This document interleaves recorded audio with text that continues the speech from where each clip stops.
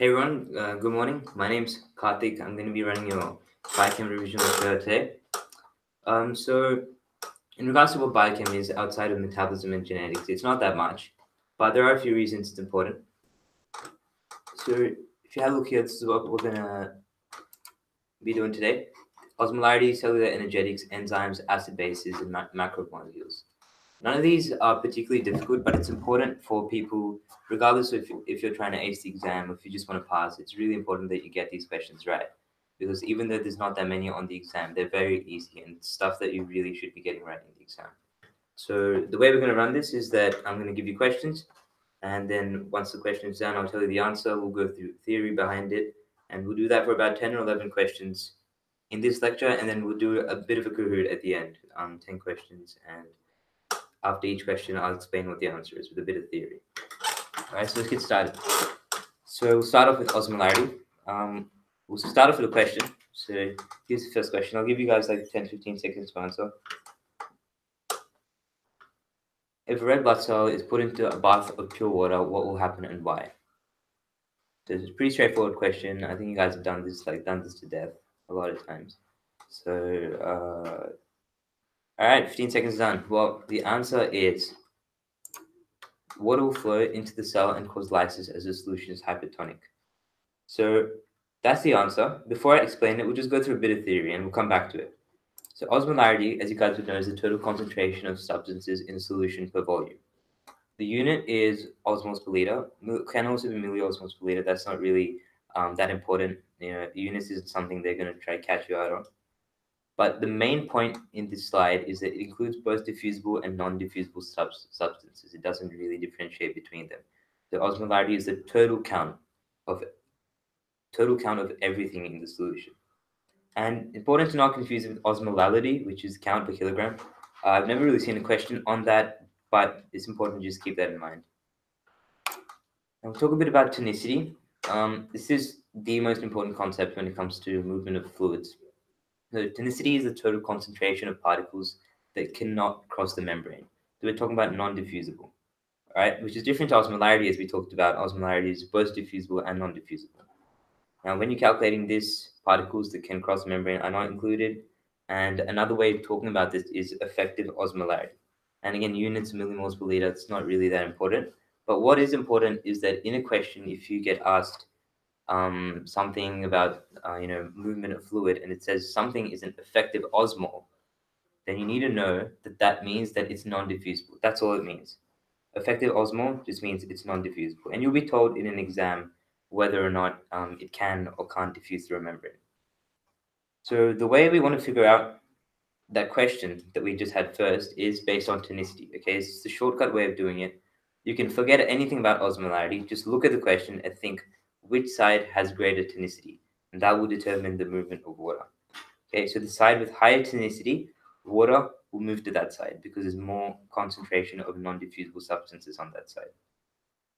Okay, now we just look at red blood cells. Everything that you have, all the questions in the exam will be in relation to red blood cells. If it's not, then they'll tell you what it's about, and they'll tell you what's diffusible through a membrane and what's not. So as you guys should know, red blood cells have a tonicity of 300 milliosmoles per liter. Hypertonic, isotonic, and hypotonic are pretty important concepts.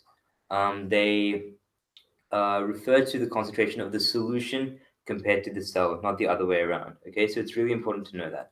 Hypertonic means the concentration of extracellular fluid is less than red blood cells, which means water will rush in with higher concentration inside. Isotonic means that ECF concentration is the same as a red blood cell, so there's no net movement. That doesn't mean that there's no movement at all. It just means that overall there's no net movement of water, so it stays the same. And a hypertonic solution is when there's more concentration of non-diffusibles in an extracellular environment compared to the red blood cell. Because of that, water will rush out to balance that. So now if we go back to look at the first question, we can see if a red blood cell is put into a bath of if it's put into a bath of pure water, what will happen? So if we look at option A, red blood cell will shrivel as the solution is hypertonic.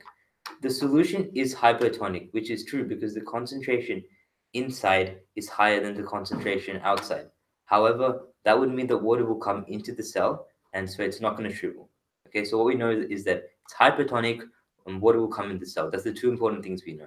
So we know B is wrong, it's not isotonic. C, I don't even know, it's no mitosis.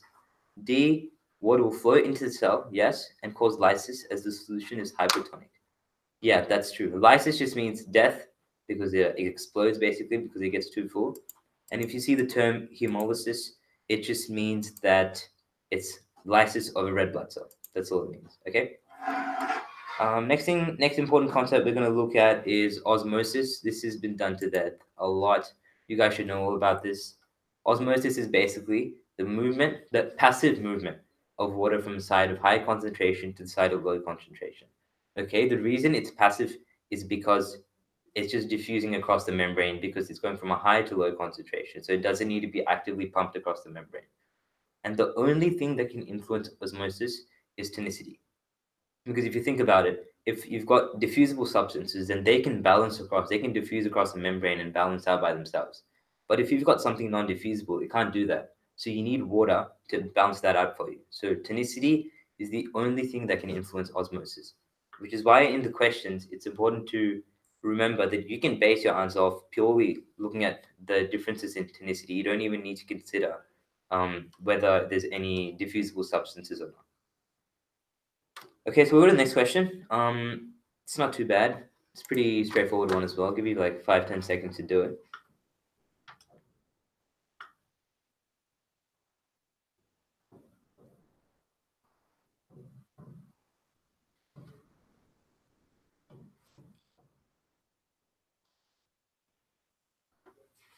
All right, so basically, what's happening here is that the patient is suffering from depleted ECF volume. What would you give? I'm not sure if you guys have learned this, but 0.9% saline is isotonic to a red blood cell. So that's the correct answer. You guys might have been taught something about dextrose as well. However, it's not 0.9%, that's 5% dextrose. Basically, what dextrose does, it increases both your intracellular and extracellular fluid. However, that's not something that's examinable. It might be examinable, but it hasn't really come up in the past, so I'm not going to really be talking about that today. We're going to focus on saline. So the question is, why is it 0.9% saline? 0.9% saline is isotonic to a red blood cell. And you'd think that in an isotonic solution, there's no movement of water, but that's not true. So you've got sodium ions, which is something that you call effectively impermeable. Effectively impermeable means that it can cross a membrane, but it's pumped out immediately. Okay, so it's really important concept to know because in this case, the sodium goes across the membrane, but it's pumped out. And when it's pumped out, water follows it because that's the law. The law is that water will follow the movement of different ions. And because water goes out of the cell, it results in an increased extracellular fluid. And from all the movement of fluid questions that we do, this is probably the only clinically significant one. It's very commonly used when you give 0.9% saline in a drip to increase extracellular fluid in patients. So that's important to know. Next thing we're going to look at it's another question. This was one of the exam questions we had last year, so it's important to know how to do this one. I'll give you guys like 10 seconds to do it.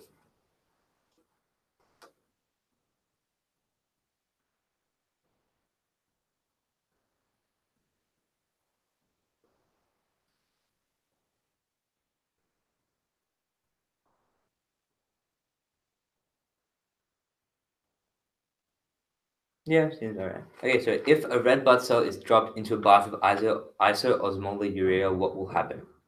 A, the cell will begin to replicate through mitosis. No, we know that's wrong. B, nothing will happen. C, the cell will swell and eventually lyse. This is hemolysis. Or D, the cell will shrivel. So the correct answer here is that the cell will swell and eventually lyse. Now this is really important. Clinically, it's not significant at all, but it's a really important concept to know. So urea is diffusible across the red blood cell membrane. Okay, and isoosmolar urea causes red blood cell lysis. Now we're going to just talk about why that's the case. So if we start off with this table, we can see this is inside the red blood cell, this is outside. We've got isoosmolar urea in the sense that you've got 300 milliosmoles inside. These are non-diffusible though, but this is 300 milliosmoles of diffusible urea. So what's going to happen is, to balance it out, urea is going to come into the cell because it's diffusible. And this is going to become 300 plus 300, which is 600 milliosmoles inside the cell, and 300 milliosmoles outside the cell. Okay, because the way concentration works, it's not like if you've got 300 outside the cell, to balance it out, it's 150 inside, 150 outside. It's not how it works. Because concentration, it's volume. So what's happening is it balances out, it's 300 inside and 300 outside. Now what's going to happen, if you look, you've got higher osmolarity, higher tonicity inside the cell. So what's going to happen is it's hypertonic, so water will come into the cell, which is what causes lysis of the red blood cell, okay? Now, you could have easily just looked at the fact, you could have ignored urea in this situation and just looked at the fact that inside the cell, you've got 300 milliosmoles of non-diffusible substances, and outside, you've got nothing. That's non-diffusible. So water will obviously rush in. But that's a shortcut that works every time. However, it's always good to know the in-depth, I guess, concepts as well. So that's it for osmolarity until the Kahoot. And we'll move on to cellular energetics. We'll start with a question. It's a pretty easy question. Like, it's not too high yield. You're probably not going to get asked too much on it. So I'll just give you guys 5-10 seconds on it. Yeah. Okay. So basically, if we look at this question. Karthik, we had a question from one of the students. So question. So the question is, what happens if potassium is injected into the bloodstream instead of sodium? It'd be quite different because potassium is mainly in the intracellular fluid. So to make it isotonic, you need to have a lot, which have a lot of effects on the heart, as you guys will learn in semester 2. Yep. Hope that answered your question. If you got any more questions, then just keep writing in the live chat. Okay, so now moving back to the question, what's going to happen is, so which of the following is not true of exergonic reactions? Exergonic reactions release free energy. We know that's true. B, exergonic reactions involve anabolic processes, synthesis. That's not true. Exergonic processes are spontaneous. Yes, they are. Hydrolysis is an example of exergonic reaction. Yes. So the answer is B, because what's happening is exergonic processes break stuff down. See, hydrolysis is an example of breaking stuff down. So just look at this table, just memorize it. It's not too hard. You're probably gonna get asked one question on it, maybe, if that. But you need to know it's spontaneous, releases free energy. Okay, releases free energy, while endergonic reactions require free energy. That's the really big difference here. And any process which breaks something down, like hydrolysis, then it's exergonic. If it's synthesizing something, then it is endergonic. Okay, and this diagram basically shows, exergonic reactions, cell respiration, catabolism, and then you need energy is required for an endergonic reaction, right? It's not too important, but it's just there because it's part of the course. Now, enzymes. This is important stuff. It's low yield. The reason I've written low yield here is because you're not going to get asked too many questions on it, but there is a little bit of stuff that you do have to know. We'll start with the first question. It's not too hard. I'll give you 10 seconds.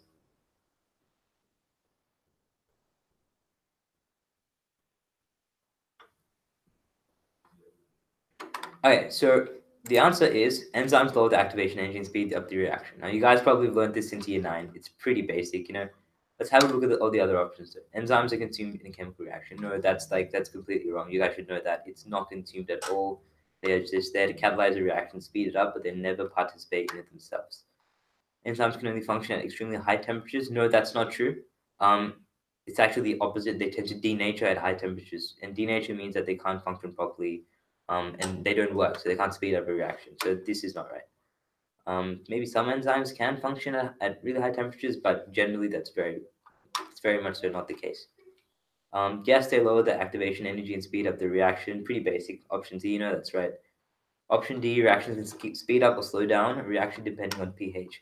Well, pH, that's true. pH does change the impact an enzyme can have on a reaction. However, it's never going to slow a reaction down. Enzymes will either speed it up or have no impact. I don't think it is ever a case where it would have a negative impact and slow it down.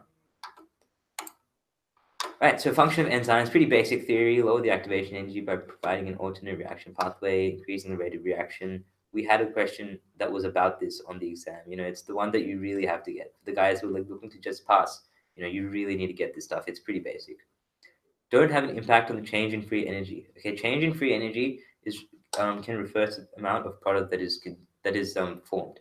And as we know that enzyme does not change that, it cannot have an impact on amount of free energy. Okay, and we know that they're not consumed in a reaction. It's pretty basic stuff. Next thing we'll talk about is temperature and pH. So I did mention that high temperatures and like extreme pH can impact the enzyme. They can make them ineffective because they become denatured. You need optimum temperature and pH for enzyme to function properly. That can change from enzyme to enzyme. You're not expected to know what is the optimum for each one. If there's a question about that, they'll definitely tell you. In terms of how it's made ineffective, you don't really need to know. That's more like biology sort of stuff where, like the tertiary, quaternary protein structure, it becomes ruined or something. You don't really need to go into that depth. All you need to know is that temperature and pH have an impact on how effective an enzyme is. All right, now helping enzymes function, you've got stuff like prosthetic groups, inorganic cofactors, coenzymes. From the whole lecture, this is probably the most low stuff. But it was part of your lectures, I think, so it's important to just go through it anyways. Now, prosthetic groups. I'll tell you guys what's important from this. You don't need to know examples as such. Example is FAD, which you may or may not have learned. I'm not sure. Important part is that it's permanently bound to the enzyme. Okay. Always remember, prosthetic groups are permanently bound to the enzyme. Same with inorganic cofactors. Something like iron, copper, zinc. They are permanently bound to the enzyme. That's the only thing that's important about them. You need to know nothing else. Now, coenzymes. So acetyl-CoA is probably the most common coenzyme that you've come across so far in Sem 1.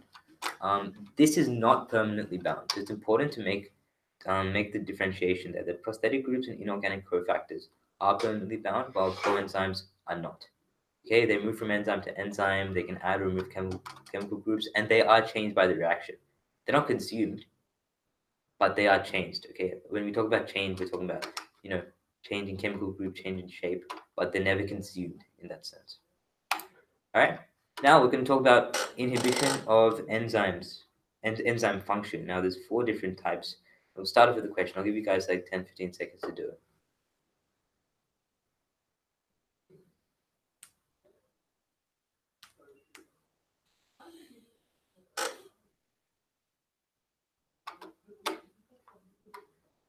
Yep, all right. So the answer is it binds to the enzyme, not at the active site, and prevents the release of products.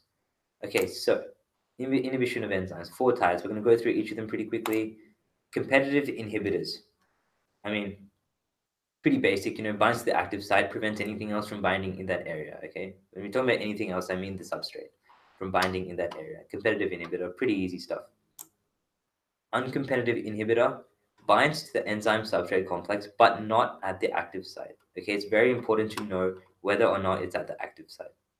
And basically what this does is it prevents the release of the products, which is what the question was. What is an uncompetitive inhibitor?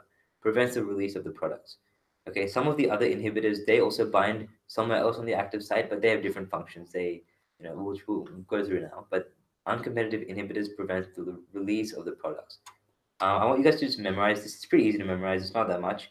It'll come very handy in the exam if you guys get asked a question. It's pretty likely you will because, it's important to know about this stuff. Now you got stuff like non-competitive inhibitors. They bind to another site, not at the active site of the enzyme, just like the uncompetitive one. However, this changes the structure of the enzyme, which means that you can't have normal enzyme substrate binding, which is what you need. Okay, so they're different from uncompetitive inhibitors in the sense that they don't prevent the release of any products. They just prevent the proper binding of the enzyme substrate complex. Okay, so just remember that. The last one is negative feedback loop. Negative feedback loop, pretty easy. Build up of the enzyme inhibits production of that enzyme. You don't need to go in depth in terms of what exactly happens. Just make sure you know that there is a negative feedback loop that exists. Right?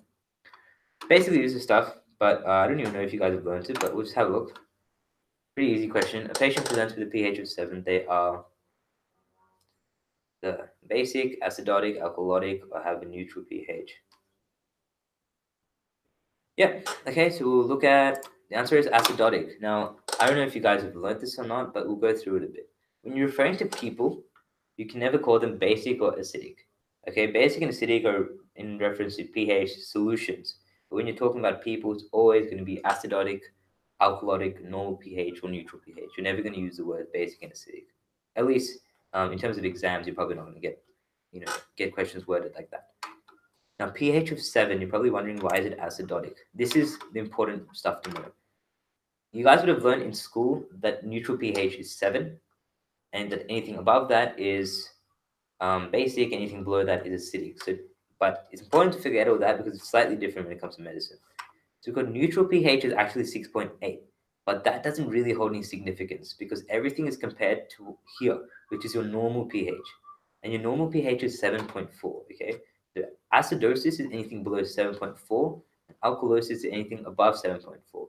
The 6.8 neutral pH doesn't really hold any clinical relevance in this case, okay? Important to remember that. There's a cookery question about that, I think, so, important to know that. Macromolecules. So here we're going to talk about structure and function of the different macromolecules. You know what they are. It's fats, fats, carbohydrates, proteins. The metabolism lecture is next, and that's going to go more in depth with this stuff. But I'm just going to give you like a brief overview on what that kind of stuff is about, and we'll do some questions as well. So we'll start off with questions: starch and glycogen. We'll give about 15-20 seconds to do it.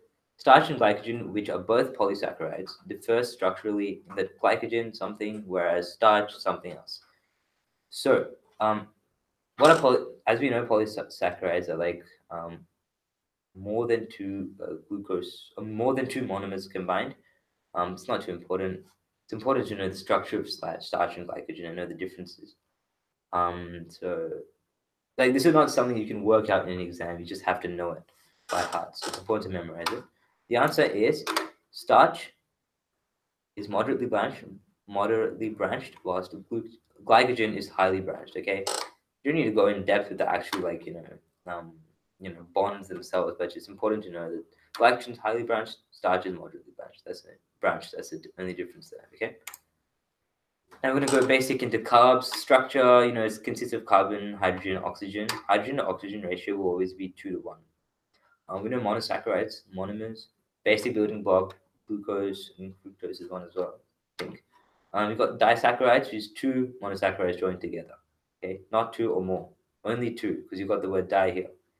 Polysaccharides is more than 2 monosaccharides joined together, something like, as we talked about, starch, glycogen, cellulose, all of that stuff. Okay. Now, important thing to know is the difference between amylose and amylopectin. I think we had a question on that in one of our either the real exam or the practice exam. It was asking us what's the difference. Okay. Basically, the difference is that amylose is linear.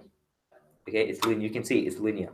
Or amylopectin is more branched. Okay, that's the only difference you need to know. Amylopectin is branched. Amylose is linear. It's pretty easy stuff. It's not I don't think it's too likely to come up on your exam, but at the same time, it's important to know just in case it does. It's a pretty easy mark to get, so make sure you know.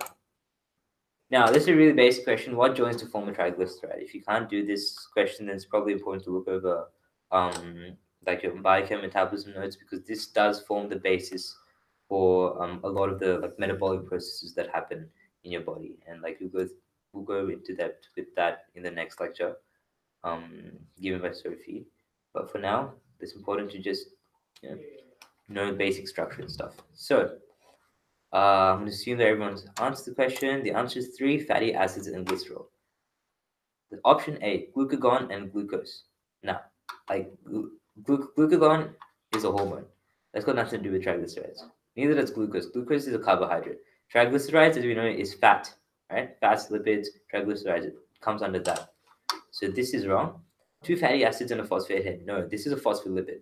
This is not a triglyceride. 2 fatty acids and glycerol. This is nothing. You've got 2 fatty acids. You need 3. A triglyceride is always going to be 3 fatty acids and glycerol. You can see here, condensation reaction produces triglycerides. You can see the water molecules are a byproduct as well. 3 water molecules. It's not particularly important to know that. But again, Look here, hydrolysis. Hydrolysis is the breakdown from triglycerides to glycerol and fatty acids, which is an exergonic reaction as we talked about before because it's breaking something down. So hopefully, you can see how that's applicable in this type of question. Besides that, not really much to know about structure of triglycerides. It's important to just know what they are, memorize the structure, know that condensation forms them, hydrolysis breaks them down, and the water is a byproduct. 3 fatty acids, 1 glycerol molecule. Okay. All right. Next question: which of the following is true about phospholipids? Now this is a bit niche. Like the rest of the questions are a bit niche. They're not particularly like they are relatively common. Like the rest of the questions in this are from real exams, but it's not particularly high yield in the sense that you're not going to get asked a lot of questions about it. But it's important, so we'll do it anyways. Which of the following is true about phospholipids? A. Only red blood cells can synthesize phospholipids. B. Phospholipids are primarily used for membrane structure. C. Phospholipids are formed when a fatty acid tail acid to phosphatidic acid. Or D. The primary role of a phospholipid is protein synthesis. Okay, well, the answer is B. Phospholipids are primarily used for membrane structure. Let's look at the options. Only red blood cells can synthesize phospholipids. That's not true. In fact, red blood cells are the only cells which cannot synthesize phospholipids. That's why I put it there. It's important to know that red blood cells cannot synthesize them at all. Okay. B, yeah, that's true. They are phospholipid and bilayer. You guys would have heard that a lot of times. It's primarily used for membrane structure. C, phospholipids are formed when a fatty acid tail is added to phosphatidic acid.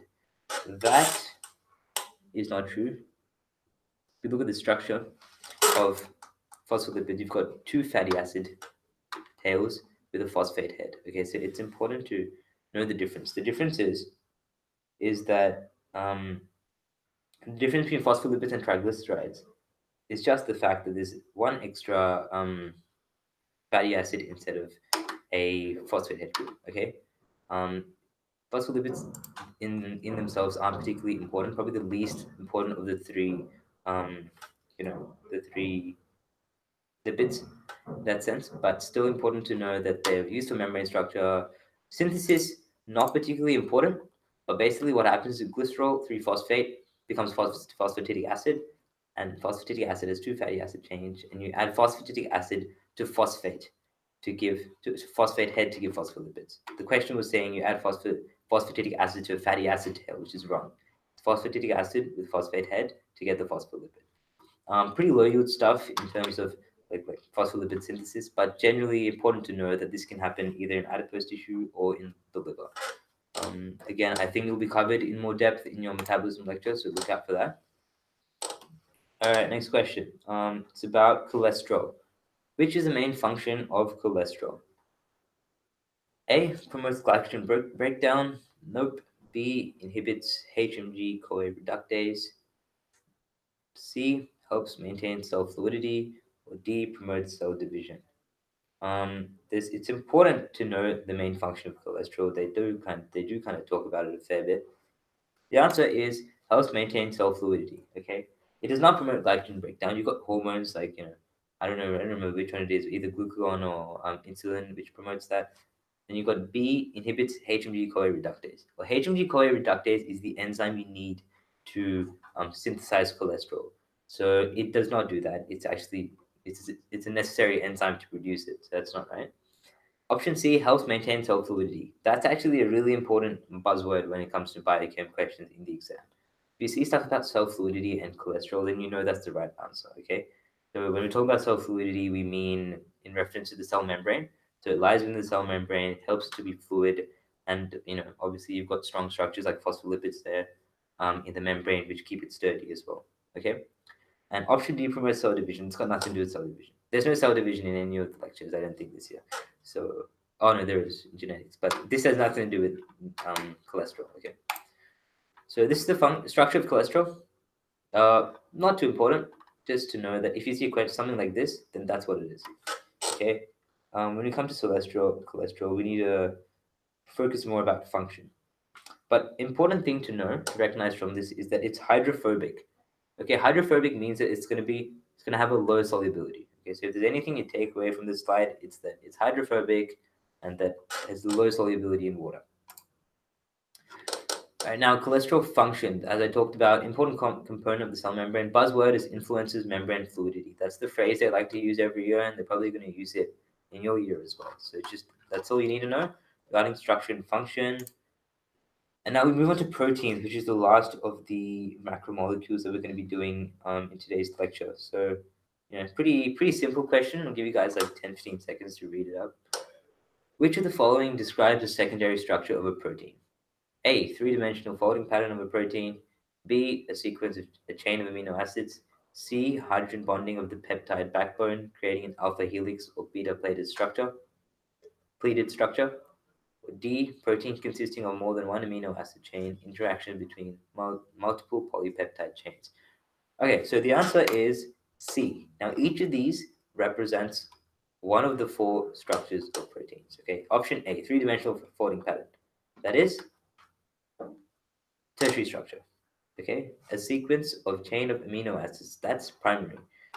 Hydrogen bonding of the peptide backbone, creating an alpha helix or beta pleated structure. Just know this phrase really well. Okay, if you've got something about alpha helix or beta pleated structure, know that it's referring to a secondary structure of a protein. Okay, just you need to know all this stuff. Pretty low, you might get one question on it, but it's important to get it right. Option D, protein consisting of more than one amino acid chain, interactions between multiple polypeptide chains. Well, that's referring to a quaternary structure, not secondary. You can see that that's the most detailed answer. It's got the most description, most interaction between multiple polypeptide chains as compared to the others. So you know that's going to be quaternary. This is just like a visual representation of what those four different structures are. Like you can look at this slide again and again and just memorize it. It's all you need to do. I don't think they're going to show you diagrams and be like, oh, recognize which one this is. It'll be more written in the sense that hydrogen bonding, sequence of chain, acids, or three-dimensional folding, or multiple polypeptide chains for quaternary. All right, now we're almost at the end. Actually, this is like 5 slides left. Then we're going to do a Kahoot, but quickly looking at the functions of protein. Okay, a few different functions. One is support and protection. Okay, of your cell membrane. Others, transport, protection, movement, and obviously, as we've talked about before, enzymes for catalyzing reactions. Now, these aren't particularly important. The only important one there is mainly, enzymes catalyzing a reaction. Besides that, function of the protein is not particularly important. Okay? It's just there to show, these exist. It has a lot of different functions. And the last thing's pretty niche. Energy value. Okay, so what we're talking about yield, energy yield from this. Okay, so we've got alcohol 29 kilojoules per gram, carbohydrates 17, fat 37, and protein 17. So what I want you to get from this is that fat has the highest energy yield per gram, and that carbohydrates and protein have the least.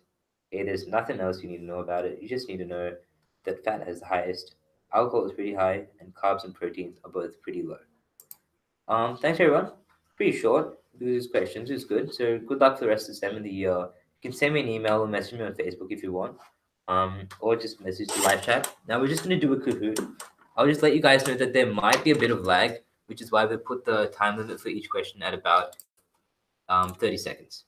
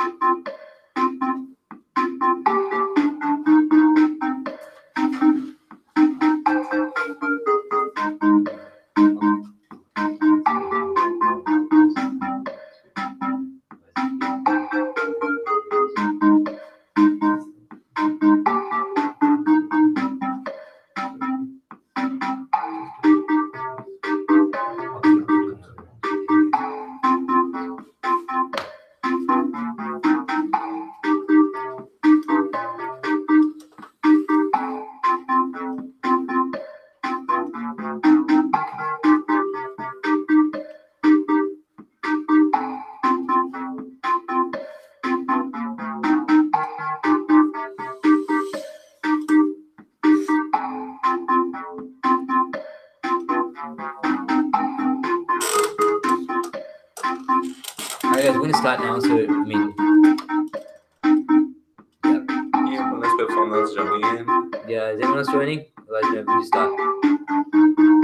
Yeah, that's good. All right, first question. These are probably slightly harder maybe than the ones we did in the lecture, but again, it's not too hard. Sorry for the caps lock, by the way.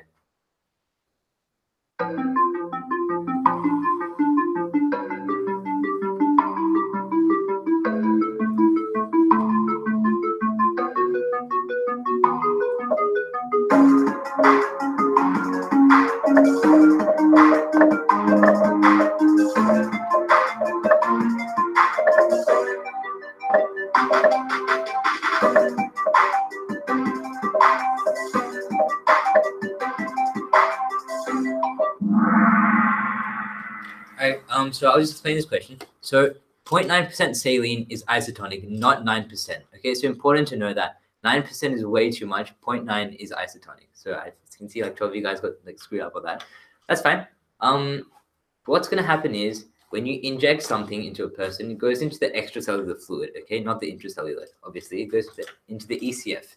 So if you're giving too much saline, that means that you're putting a lot of non-diffusible substances into the extracellular fluid, which means it's a hypertonic solution, okay? So the concentration is higher outside, which means water will leave the cell and the cell will shrivel, okay? So that's the explanation behind that. The red one's wrong because it's not isotonic. The blue one's wrong because it's not a hypertonic solution, it's hypertonic and water will go out.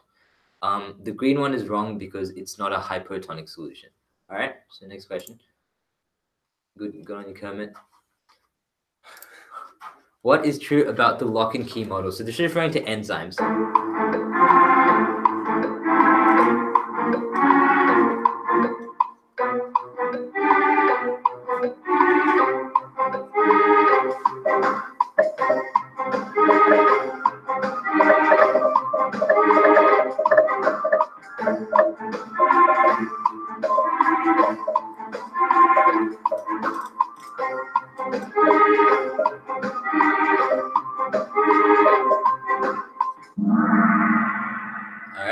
So the answer is the substrate fits perfectly into the active site. Obviously, it looks like you guys know the lock and key model pretty well, but I'll just quickly go over it.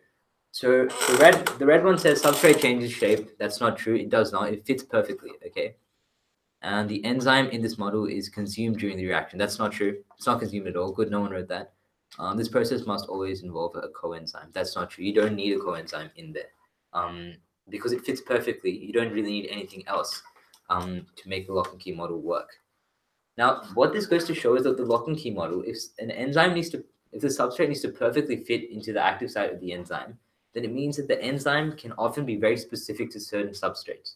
Okay, so what I want you to get out of this one is that some enzymes are very specific to substrates, some are not, in the sense that they can fit into a variety of substrates, they can change shape, and that they're not very specific. Okay, so some have high specificity and some enzymes don't. That's what I want you to get out of it. Next question. Good, Kermit. Which of the following is true?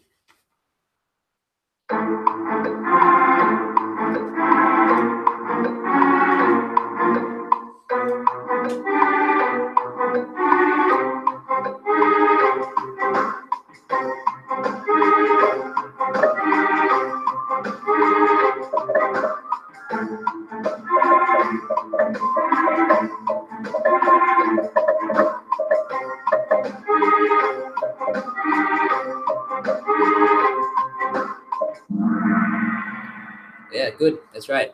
Inorganic cofactors and prosthetic groups do bind permanently to the enzyme. However, coenzymes do not. So that was a big difference that I was making during the lecture.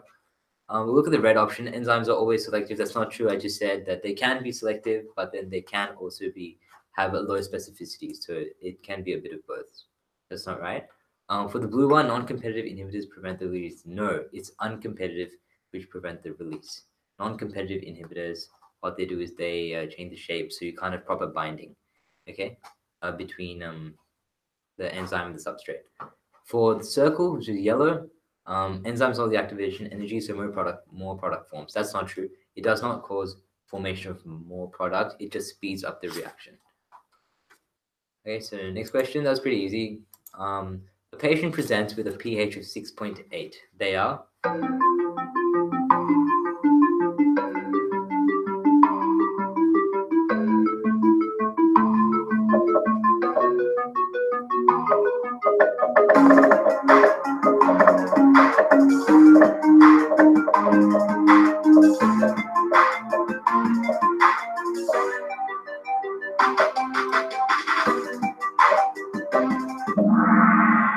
good.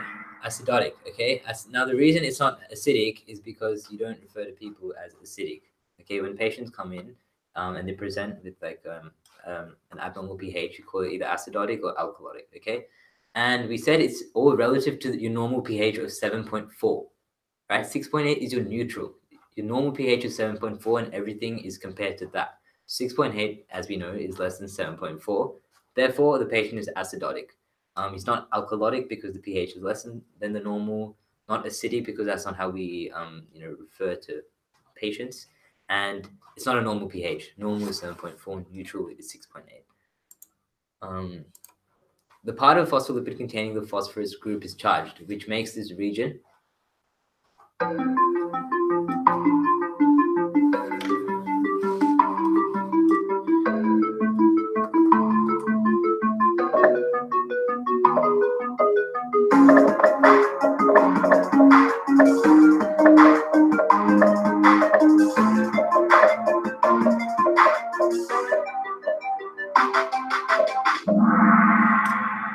hydrophilic. Good. That's true. Has a negative charge that makes it hydrophilic.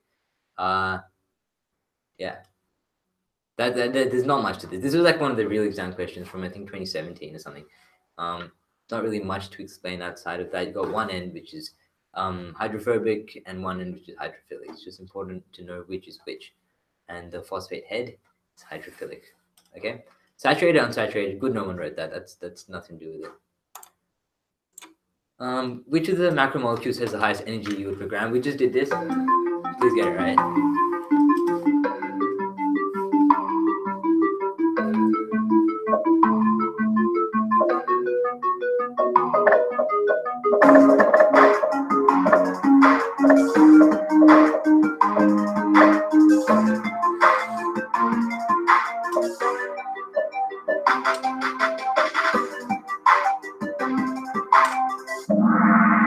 Yes, lipids and fats, highest energy yield per gram. Okay, they have the highest. As we looked at in the diagram, you can go back in the lecture. I think it's in your pre-slides.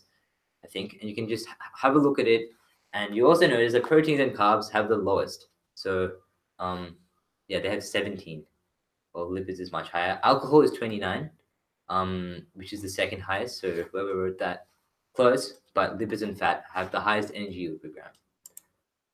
Now, I think these questions might get a bit harder. Not sure. Which of the following is an example of an inorganic cofactor?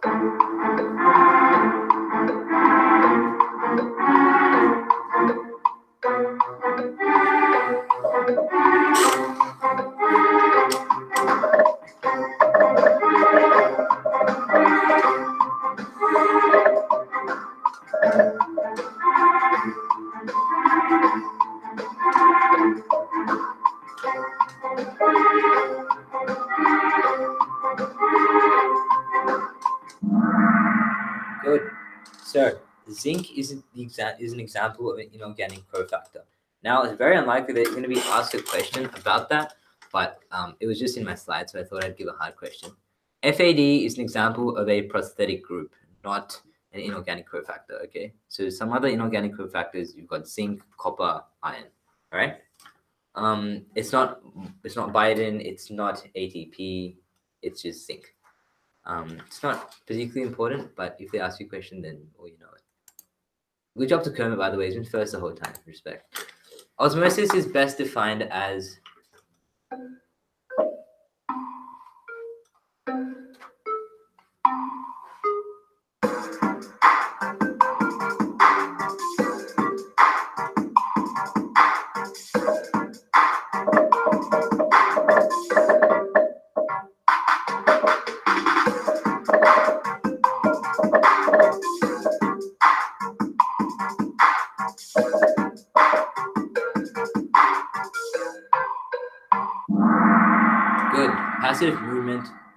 of water down a concentration gradient, okay?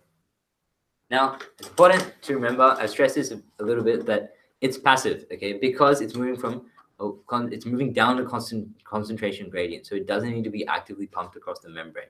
Okay, so if you look at the red option, no one chose it. It's not movement of non-diffusible, it's the movement of water, okay? We look at the circles, a couple of people chose that. It's not active, it's a passive process. And a lot of people chose green. So the movement of water from a low to high concentration gradient, it's moving from high to low, right? If it was moving from a low to high, then you'd imagine that you need it to be pumped across. Okay, yeah, that's right. So when I'm talking about concentration gradient, we're referring to stuff to non-diffusible, okay? Wait, let me think. Yeah, that's fine. Okay. I think we're on the last question. No, 2 more questions. Which of the following is not true about proteins?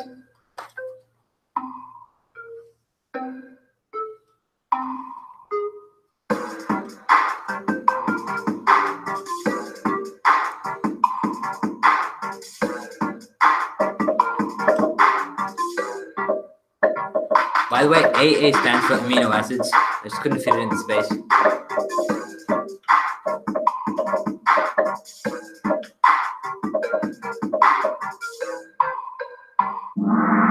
All right, so yeah.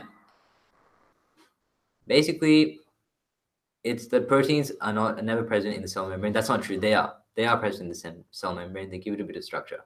Now, a lot of people have written blue. Proteins are converted to glucose or fatty acids when they are in excess.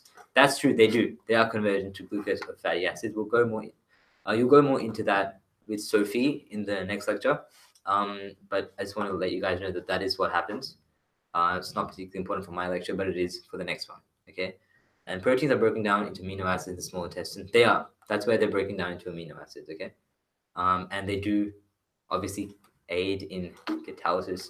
That means, enzymes catalyzing a reaction. So I mean, that's pretty basic, yeah. And now last question. This is probably maybe the hardest one, I think, but even so, it's not particularly difficult.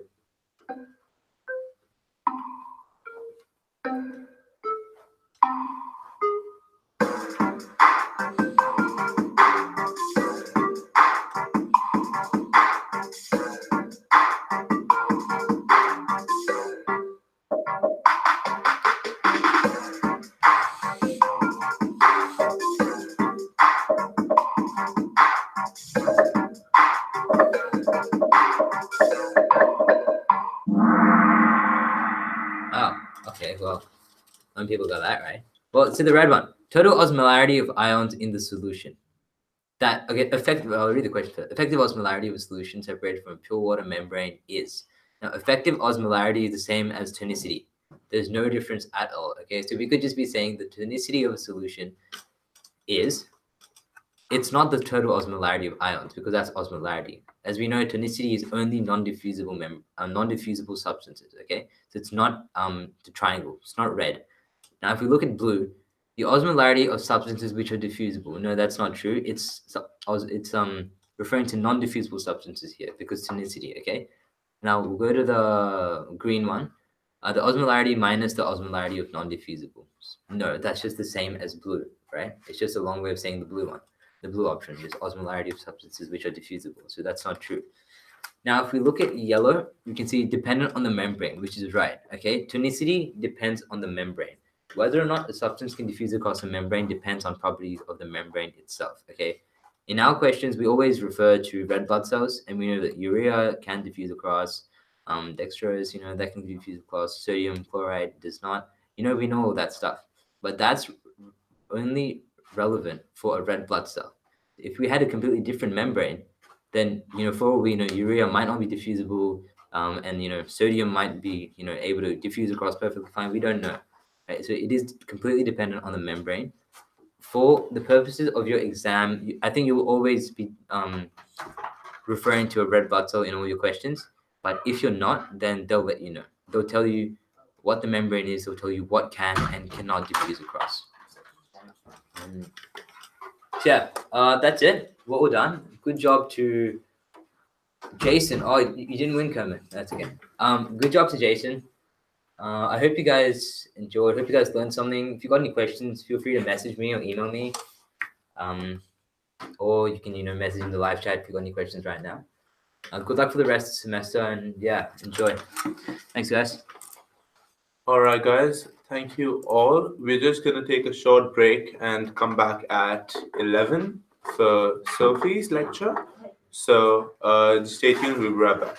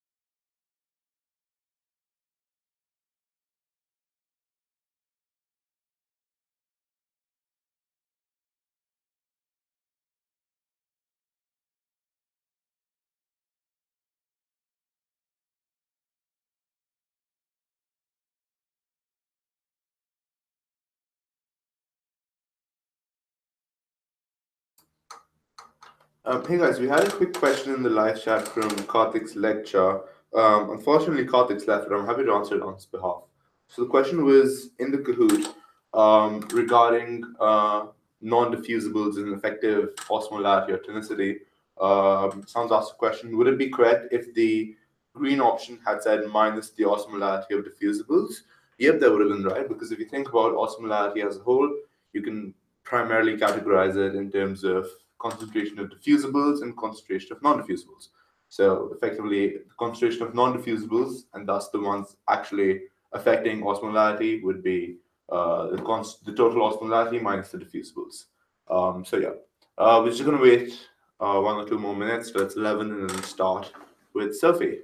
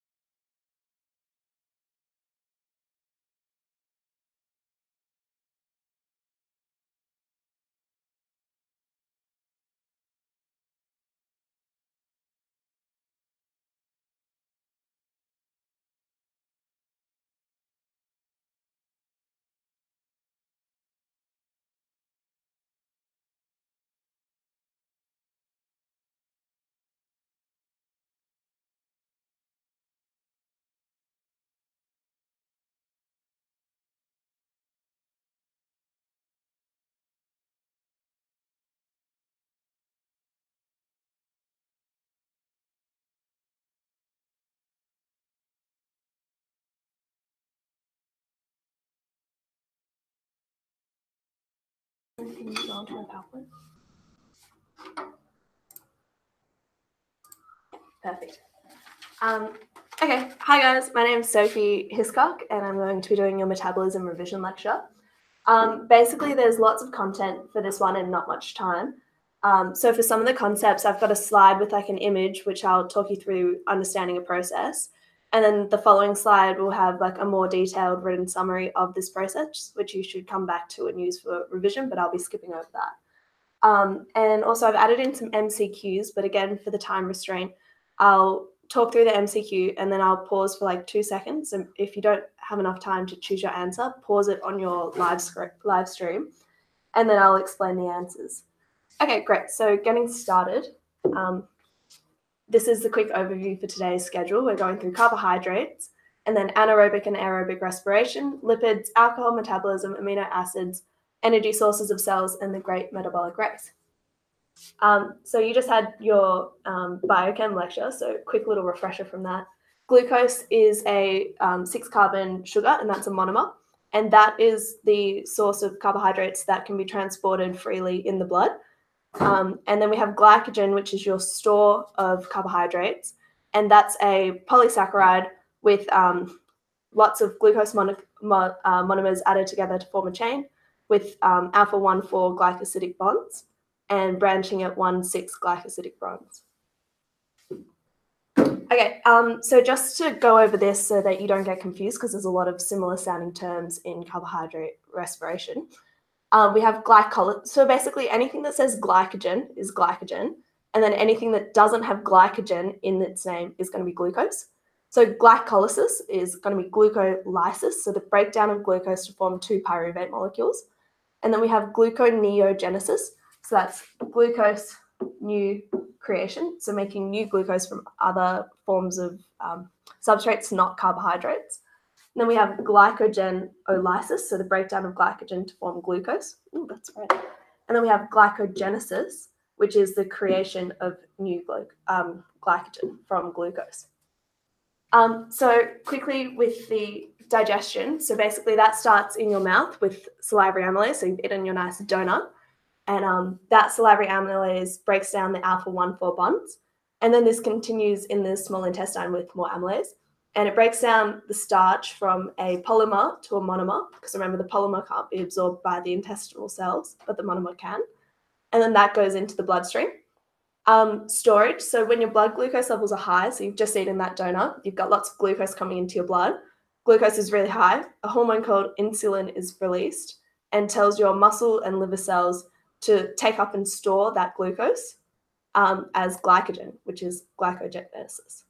And then when your blood glucose gets low, so it's been a little while since you've eaten that donut, there's no more blood glucose coming in and you've used up the glucose in your blood, then glucagon is released and signals for the muscle and liver cells to break down the glycogen that it just stored, glycogenolysis. And then you have mobilization. So muscle cells want to use their glucose themselves, whilst the liver mainly wants to export it. So muscle cells will respire the glucose 6-phosphate, which they get from glycogenolysis, which we'll go over in a second. So basically breaking down glycogen forms glucose 6-phosphate, and then the muscle cells can just respire that straight away. And the phosphate group attached to the glucose means that it can't diffuse through the cell and leak out. However, the liver cells want to send off their glucose, so they don't actually use the glucose 6-phosphate. They convert that further into glucose using this enzyme glucose 6-phosphatase. And then that allows it to diffuse into the bloodstream and get exported to like the brain and the red blood cells and stuff. And so this little video here just helps to explain it a little better.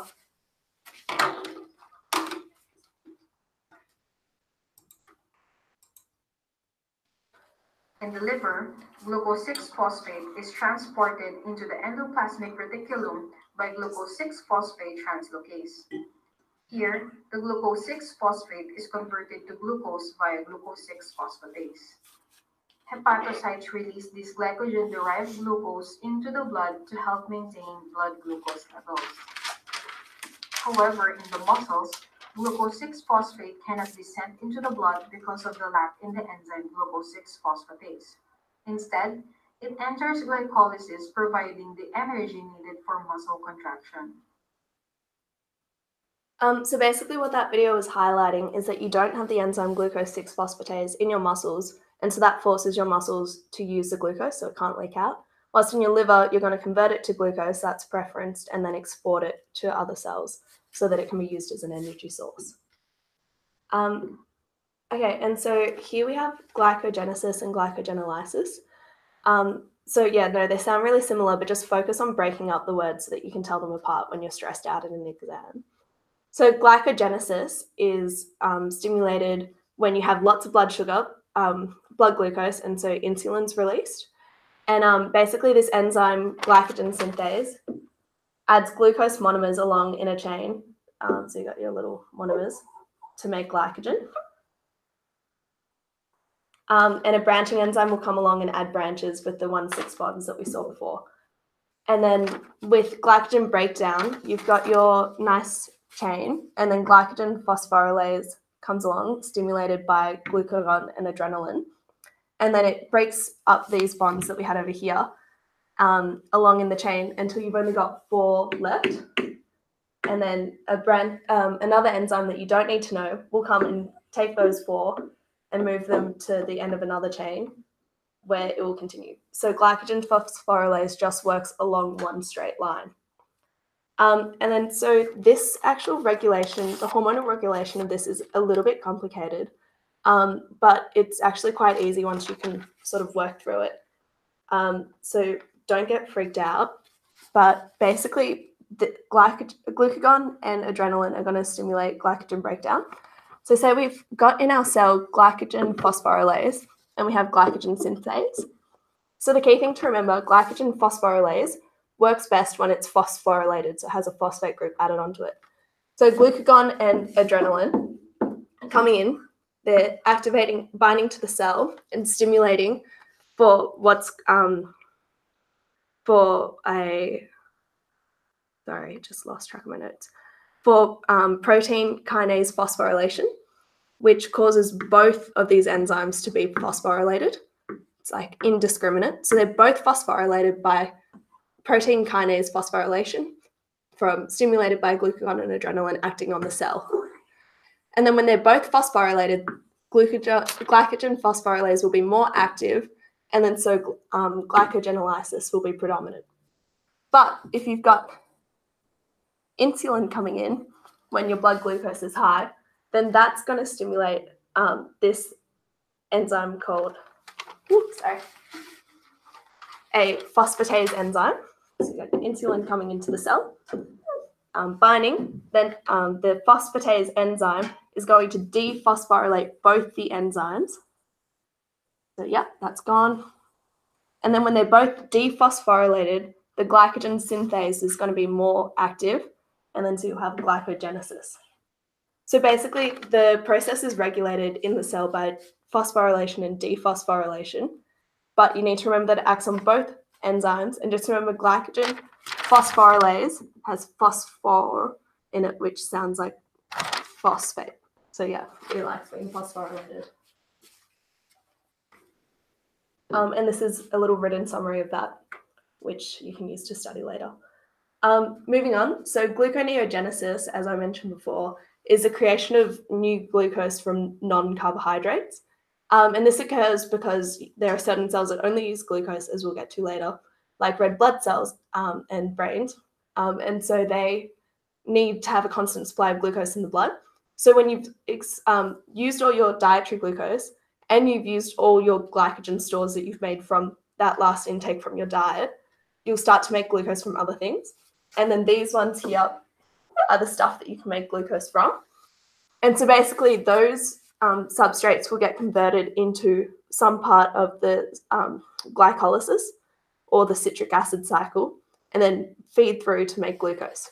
So gluconeogenesis is basically glycolysis in reverse, and it's like totally reversible, except from pyruvate and acetyl-CoA downwards, you can't go straight back up, as I'll show you on this next slide.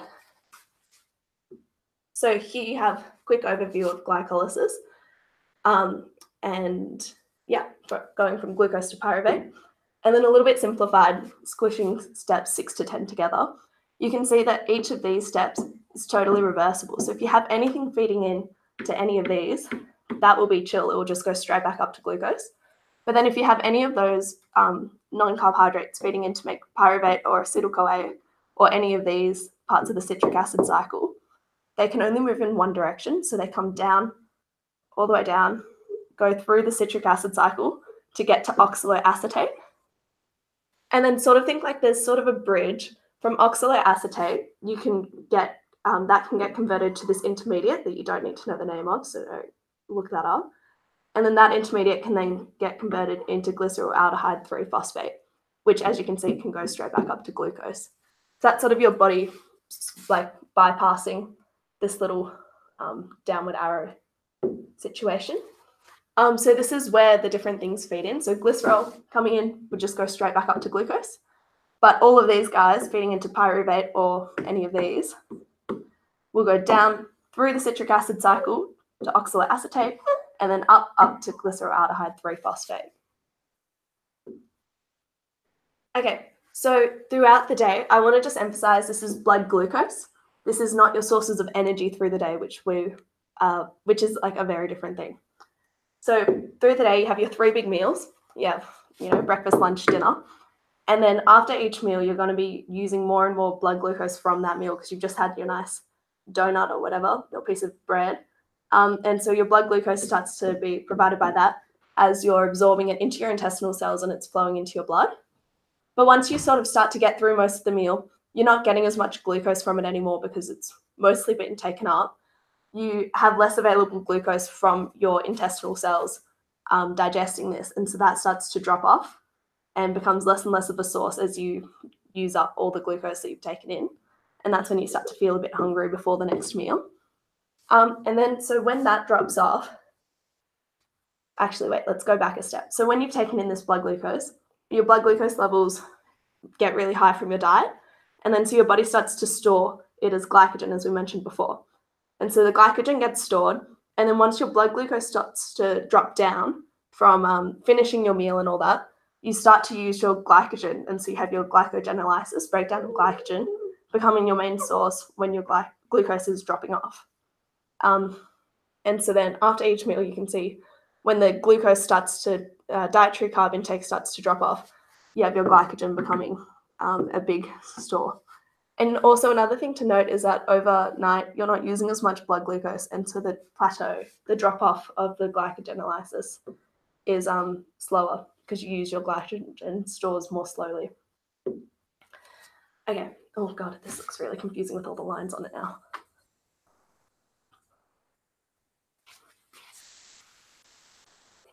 Okay, and then so you have this gluconeogenesis, but that's not really used throughout the day when you're getting lots of glucose taken in through your diet and storing glycogen and whatnot. That's only really important in starvation. So you have like a little bit of contribution when your glycogen stores start to get a bit low, you start to get these little spikes throughout the day. But then its main purpose is like overnight when you've gone like 6-8 hours without eating, you've used up all your dietary carb intake, that's down here, and then you're starting to use up all your glycogen stores. And so that's when gluconeogenesis starts to take over and become your main source of energy through the night. And then it drops off straight away when you have your dietary intake in the morning. Alrighty, so here are some MCQs. So which types of bonds are hydrolyzed by salivary amylase? You have A, alpha-1,4 bonds, B, alpha-1,6 bonds, C, beta-1,6 bonds, D, both A and B, or E, A, B, and C. Alright, so the answer was A, alpha-1,4 bonds. That's sort of just rote learning. It was mentioned earlier. That's just something you need to memorize. Okay, what is your main source of glucose during your sleep? I'll be very ashamed if you don't get this. We just said it. A, dietary carb intake. B, glycogenolysis. Or C, gluconeogenesis.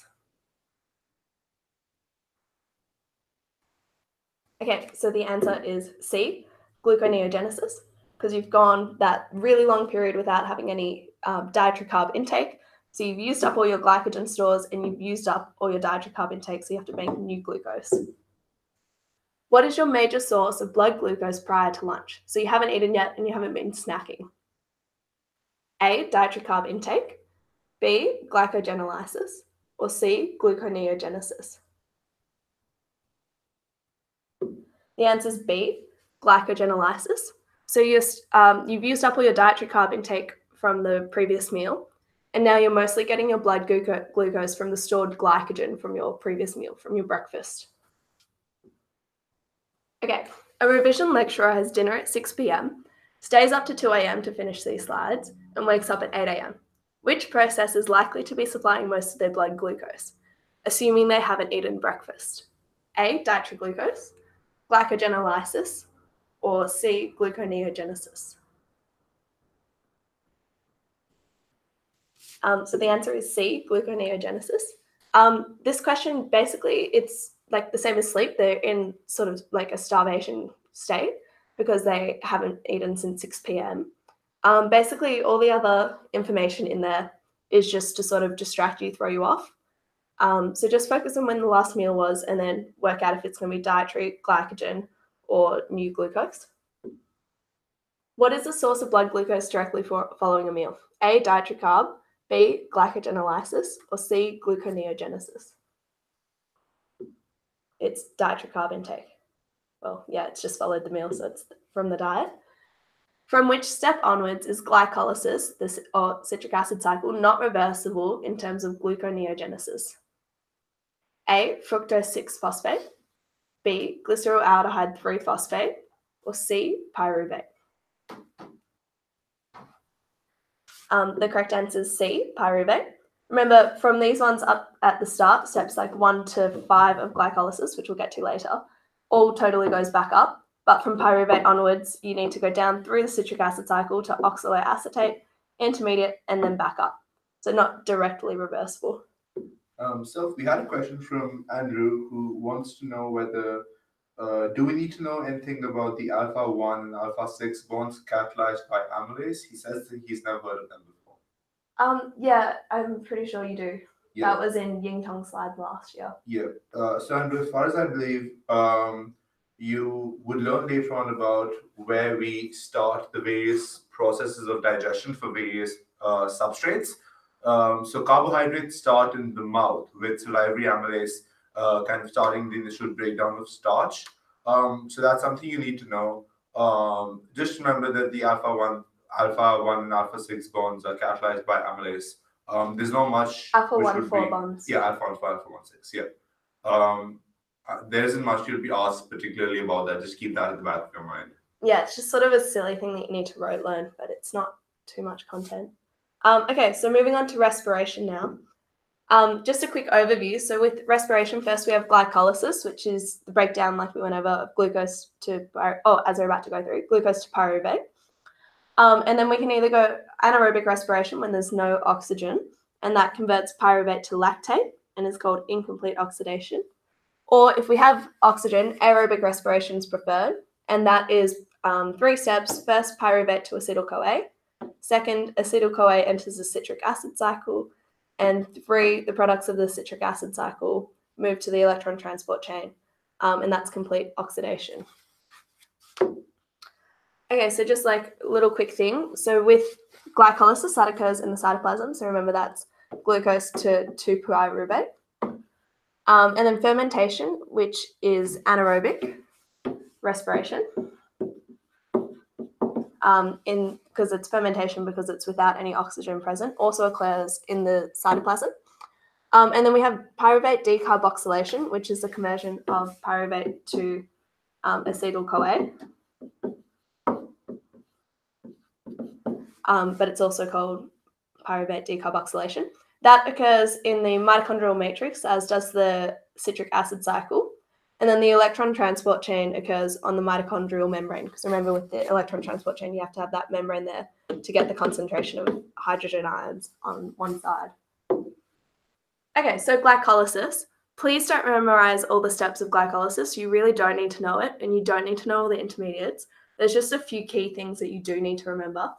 So it's a 10-step process, and they really love to ask about ATP and NADH. So you need to remember that step 1 and 3 both require 1 ATP each. So that's 2 ATP going in. And then steps 7 and 10 both produce 1 ATP each. But another thing to remember is that from step 3 onwards, you're going from 6 carbon chains to 2 times 3 carbon chains. So you end up with going through steps 6 to 10 twice. So you'll actually get 2 times 1 ATP and 2 times 1 ATP here. So in total, you're going to have minus 2 ATP going in at step 1, and then plus 4 ATP from steps 7 and 10. And so you get net total of 2 ATP generated in glycolysis.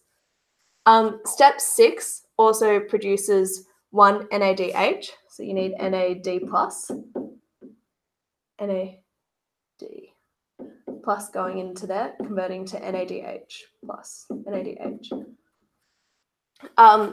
And so that's for each pyruvate, so you end up with 2 NADH. You also just need to remember that step 1 is glucose and ATP going to glucose 6-phosphate, the thing we mentioned before, and ADP. And then step 4 is what splits the 6-carbon sugar into 2 3-carbon sugars. Okay, so first looking at anaerobic respiration, basically you have this pyruvate here being converted to lactate by lactate dehydrogenase enzyme. And this process doesn't actually produce any ATP. However, it does produce NAD+, which we mentioned on the previous slide, is needed here to allow glycolysis to produce those 4 ATP down the bottom.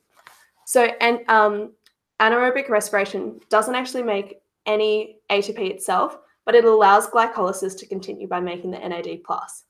So for each cycle of anaerobic respiration, you're getting 2 net ATP from glycolysis. So it's not very energy efficient. Also note that the lactate produced here as the product dissociates into the blood to form lactic acid, and that will decrease the blood pH and also maybe cause lactic acidosis, which is bad. And also, we'll come back to this later, but the NAD+ produced in this reaction will be important for understanding alcohol metabolism. Okay, so the Cori cycle. This is basically just how you get ATP from lactate and then what happens to it. So we've got, you're doing some activity, you're going for a run, your glucose and your oxygen level hasn't adapted to your increased exercise yet. And so your glucose is undergoing anaerobic respiration. You're getting some ATP from the glycolysis. Sorry for my handwriting, it's pretty bad. And then it's producing the lactate. Now the lactate travels through the blood to the liver and is absorbed. And then at rest, the lactate will undergo gluconeogenesis, which we went through before, to reform glucose. And this process requires ATP. So this happens when you have lots of energy in your blood, you're not exercising. And that glucose will be transported through the blood to the muscle cells, where it can undergo more anaerobic respiration. Okay, aerobic respiration. So basically this one is way more high in energy, so this is definitely preferred. And this takes place in the mitochondria. And so you have you have pyruvate combining with this coenzyme A to form acetyl-CoA here. And it's important to note you have NAD+ going to NADH. So it's using NAD+, unlike what anaerobic is. This reaction uses pyruvate dehydrogenase, this enzyme, this complex, which requires thiamine. And then the acetyl-CoA will go into the citric acid cycle. Also note that acetyl-CoA is a 2-carbon unit, unlike pyruvate, which is 3 carbons, so you lose 1 carbon dioxide in this process. Okay, citric acid cycle, please don't freak out again. There's way more substrates in it than you actually need to know. The main stuff to remember is that you have acetyl-CoA coming in. You've just gotten that from your aerobic respiration, and that joins with oxaloacetate here. I'm circling the ones you need to remember, just FYI. And then they combine to form citric acid, another big one, also referred to as citrate. And then basically, you don't need to know these. It just goes through all these little steps to reform oxaloacetate. So you have your 2 extra carbons coming in with the acetyl-CoA. So they need to be expired before you can get oxaloacetate again. So that comes off at certain steps. And then you also have, through this process, lots of NAD+ and FAD being converted to NADH and FADH2. And these are the little guys that are going to feed into the electron transport chain to give you lots of energy later. You also have GD1 GTP being produced. That's basically the same concept as ATP. You're going from a diphosphate to a triphosphate. And yeah, that's all you need to know about the citric acid cycle. So, another thing, you just need to remember that for each glucose, you're going to get 2 pyruvate and 2 acetyl-CoA molecules. So for each glucose, you'll go through this whole cycle twice. So you're going to produce in total 6 NADH, 2 FADH2, 4 carbon dioxide, and 2 GTP, but same as ATP. Okay, electron transport chain.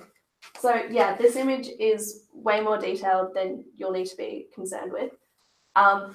Basically, you just have,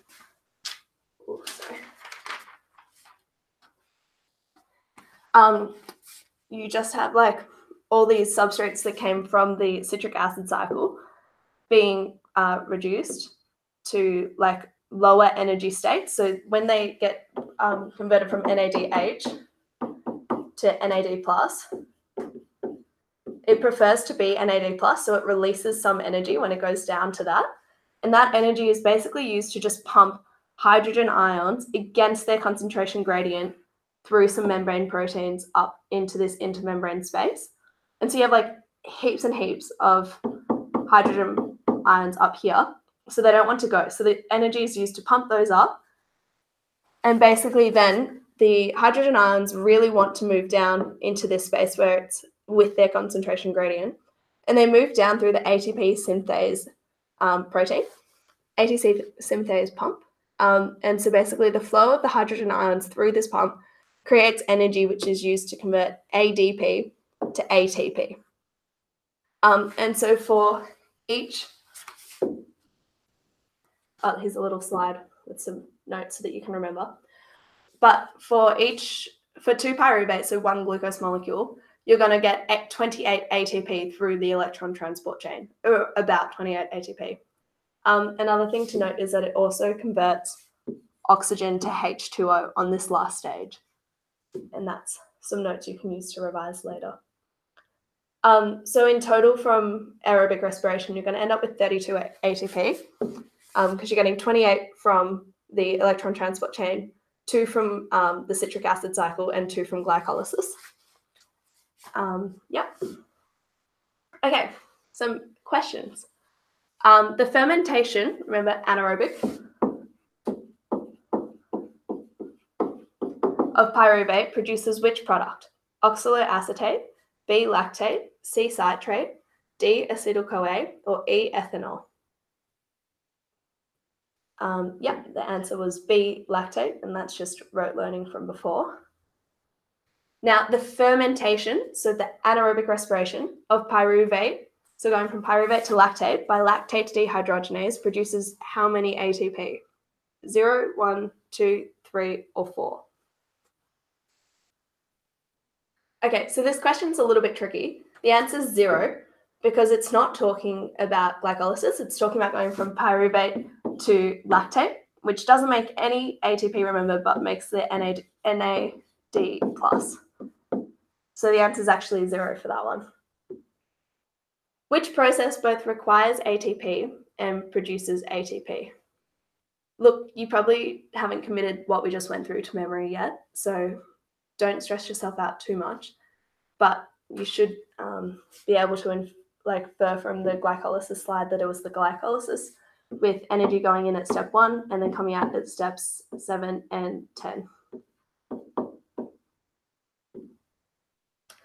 Where does the citric acid cycle take place in humans? A, cytoplasm, B, mitochondrial matrix, C, mitochondrial inner membrane, or D, mitochondrial outer membrane? The answer was B, mitochondrial matrix. Remember, the mitochondrial membrane is only involved with the electron transport chain, citric acid cycle, and the conversion of pyruvate to acetyl-CoA occurs in the mitochondrial matrix. Which statement is true about the electron transport chain and oxidative phosphorylation? Okay, so this question, again, you will not have really studied it yet, but just see if you know that any of them are true.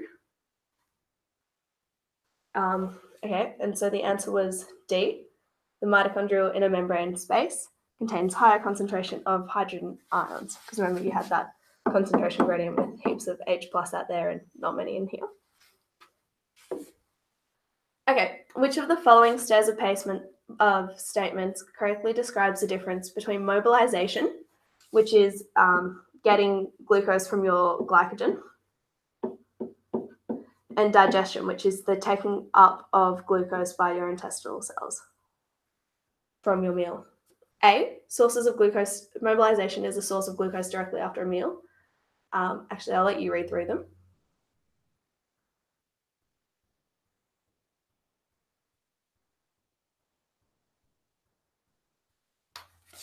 Okay, and so the answer for this one is E.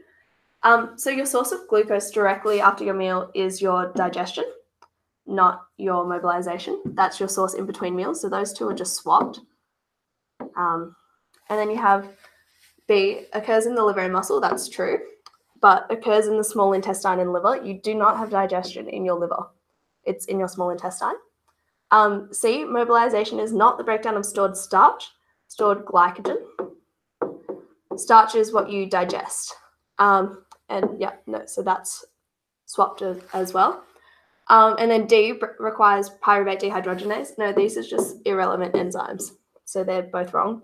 And then that's right, it does produce glucose 6-phosphate, and this one produces free glucose. All right, which statement is false?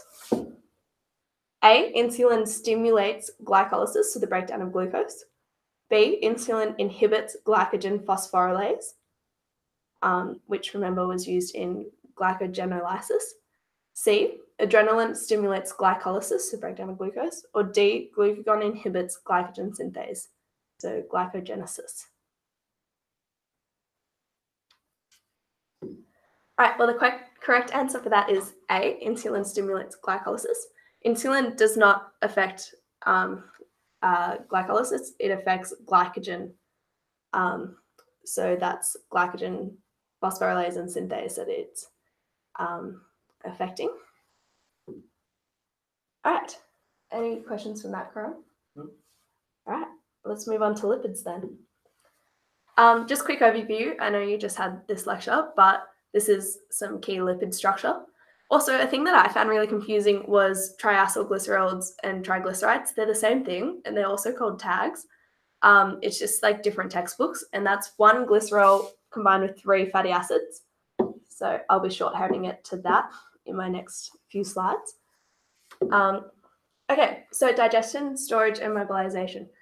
So you've just eaten your like massive hamburger, and it moves to the small intestine, the fat.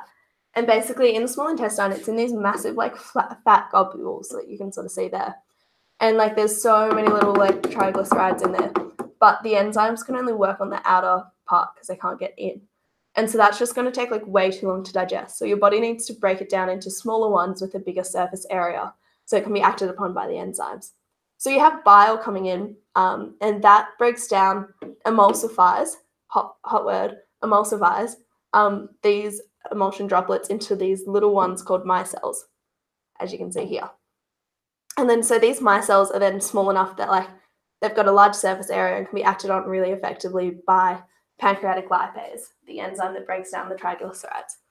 So what we've got here is we've got some tags in your emulsion droplet. There's still tags in the micelles, and then they get broken down by the lipase into 3 fatty acids and a monoglyceride. Monoglycerides, glycerol. And then so once they're this small, they can be absorbed by the epithelial intestinal cell. However, the triglycerides cannot just be absorbed.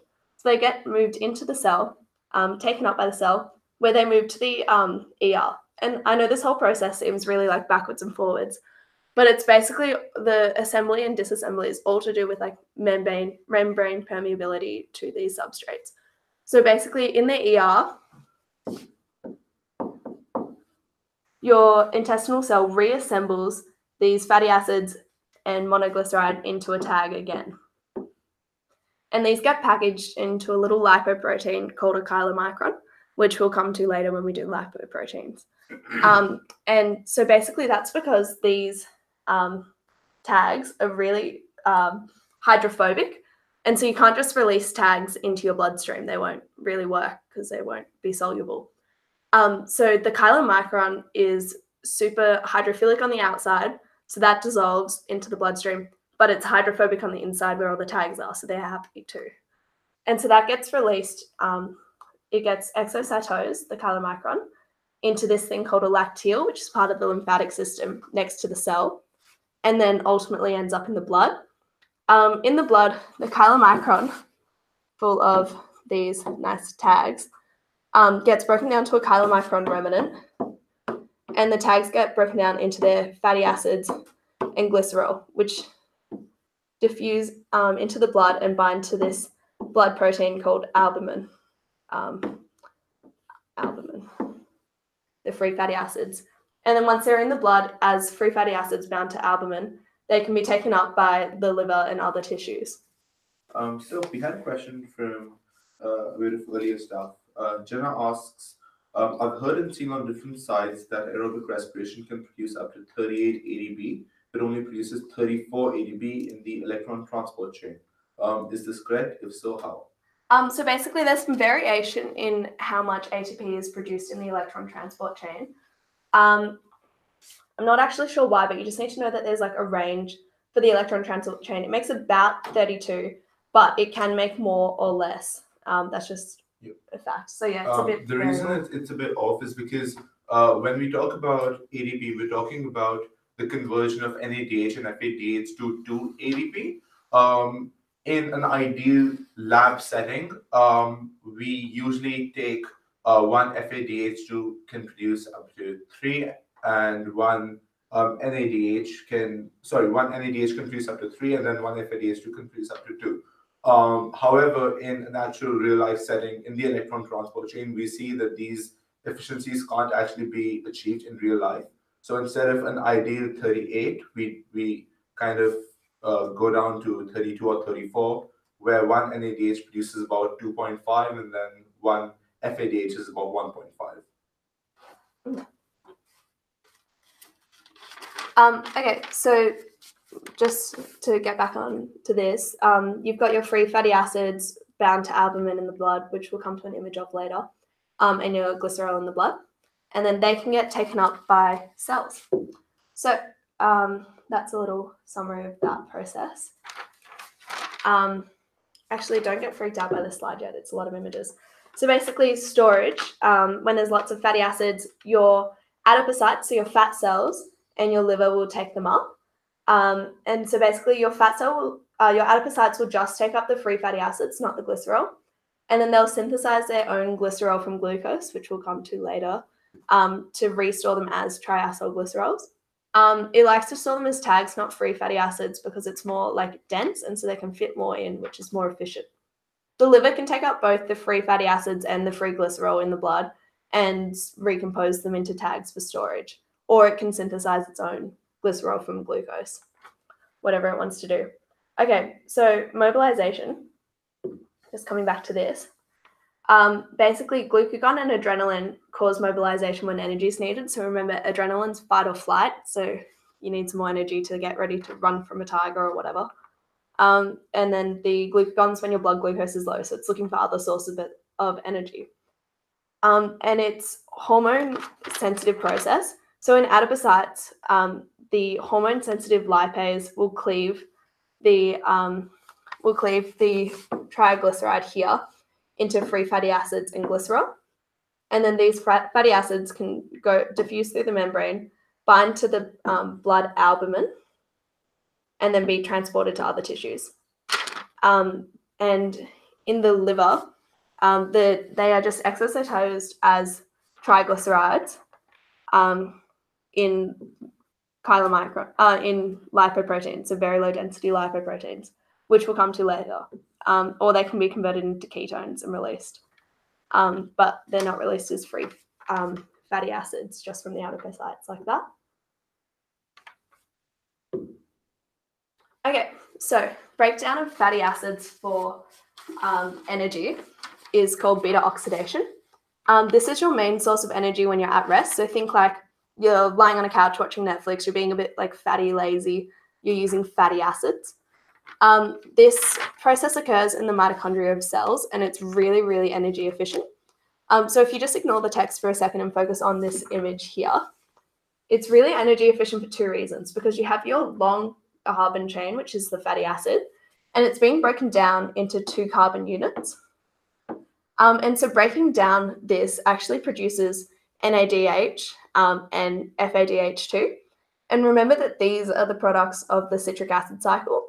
So these we can just feed straight into the electron transport chain to make more energy. So not only are you getting energy from what will be respired, the 2 carbon units, but you're also getting energy from the actual beta oxidation, the breakdown. So then you have these 2 carbon units going across here. And then if I can just draw your attention to this little equation. So you've got your little 2 carbon unit here. it's getting combined with coenzyme A, which we heard about in anaerobic respiration before, and water to form acetyl-CoA. Acetyl-CoA can then just go into the citric acid cycle, electron transport chain, make energy. It's great. And you're making a lot of acetyl-CoA per fatty acid. So say if you have a 16 carbon chain, you're getting it into 2 carbon units, so you're going to end up with 8 acetyl-CoA. So basically, this is a really high energy process because you're getting like so much going into the electron transport chain, which is why it's liked as an energy source whilst you're at rest. And basically, for like a 16 carbon chain, you're going to get approximately 131, 132 ATP produced. So yeah, it's very good. Okay, moving on. So glycerol metabolism.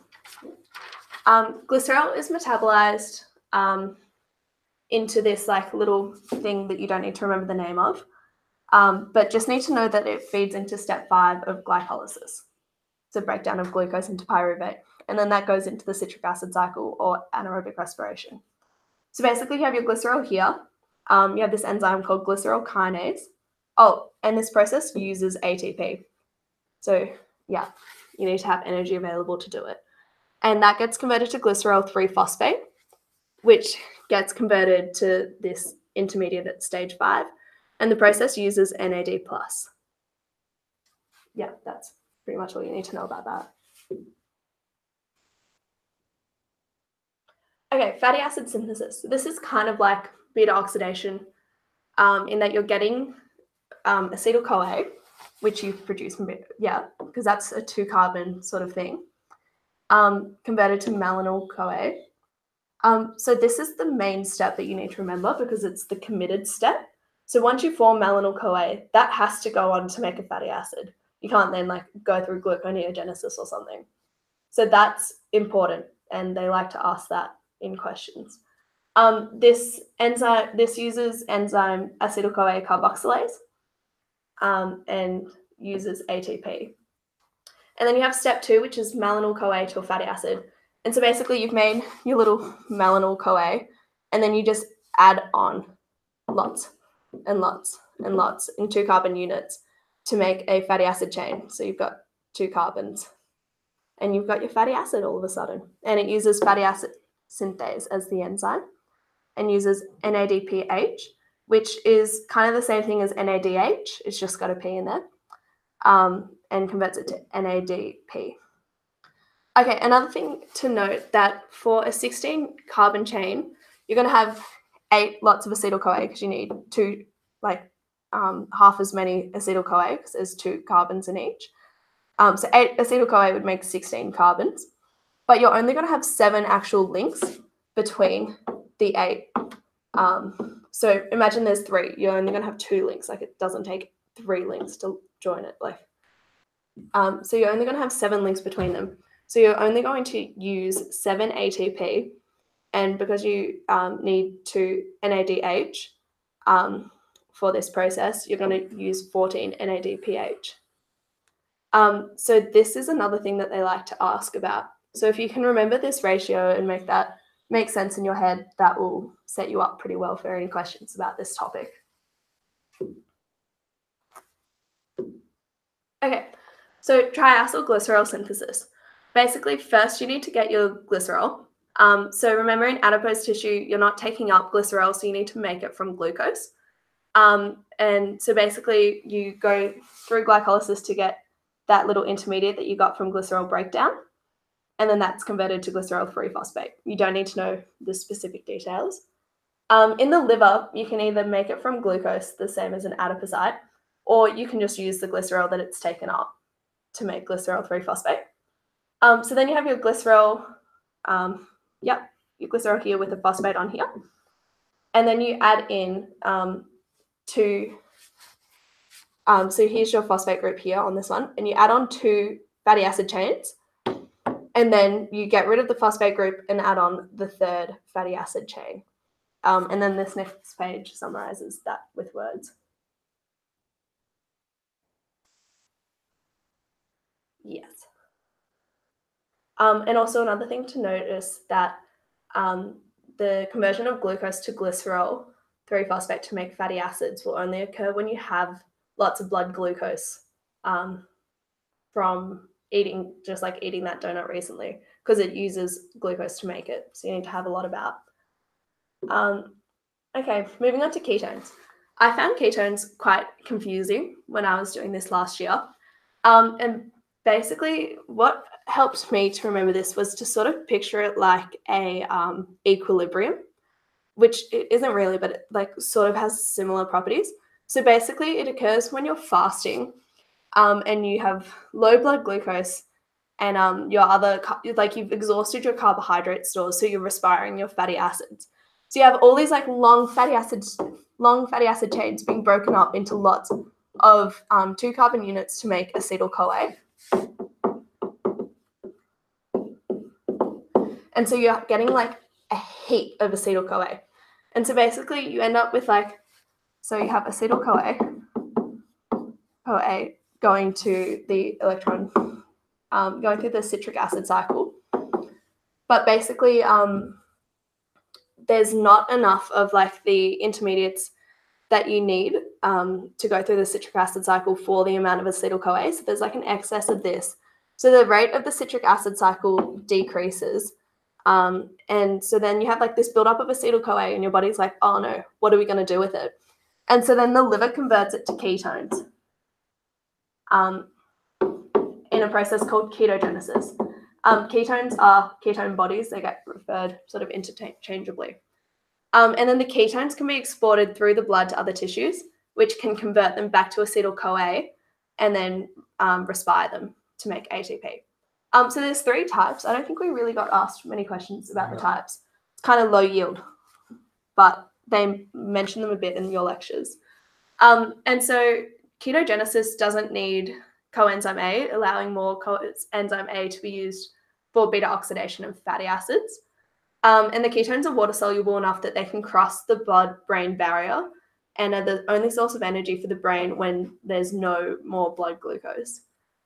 And another thing, ketones are kind of bad because they're acidic. So when you have too many, like in a state of starvation, your blood pH will really decrease, and that's called ketoacidosis. Okay, cholesterol. So the purpose of cholesterol is it's used to make bile salts, steroid hormones, and vitamin D. And as you learn about in your cells, it's also used for membrane fluidity. It's synthesized in the liver, adrenal cortex, and gonads, and it's synthesized from acetyl-CoA. So you have this main step, which you need to know, step 1, because it is the rate-limiting step. So you're only going to get as much as this one goes through. And that's the conversion of oh, no, sorry, that's the second step. Oh, strike that out.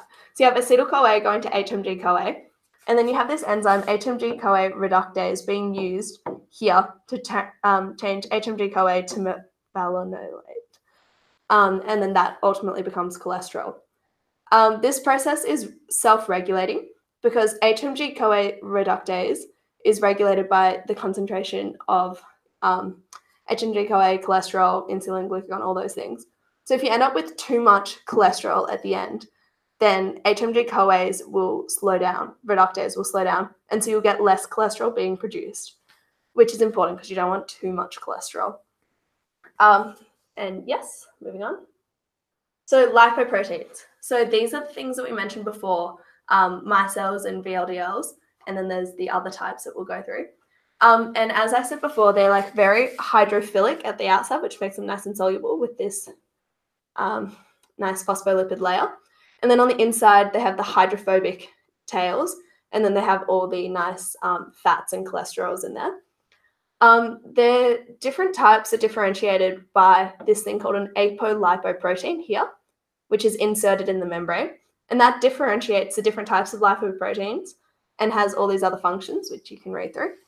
And then so we have the 4 types. There's the chylomicrons, which we'll get to, are synthesized in your intestinal cells. When you have like a fatty meal, they're synthesized to transport the tag into the blood. And then remember how we talked about the chylomicron being broken down and releasing free fatty acids? Yep, so it gets broken down in the blood, releases free fatty acids, which can just like go on, do their thing, go into tissues. And then they form chylomicron remnants, which get taken up by the liver. VLDLs are synthesized in the liver. So you have your TAG store in here, and they're synthesized to transport fats around the body when you are low in energy, like between meals.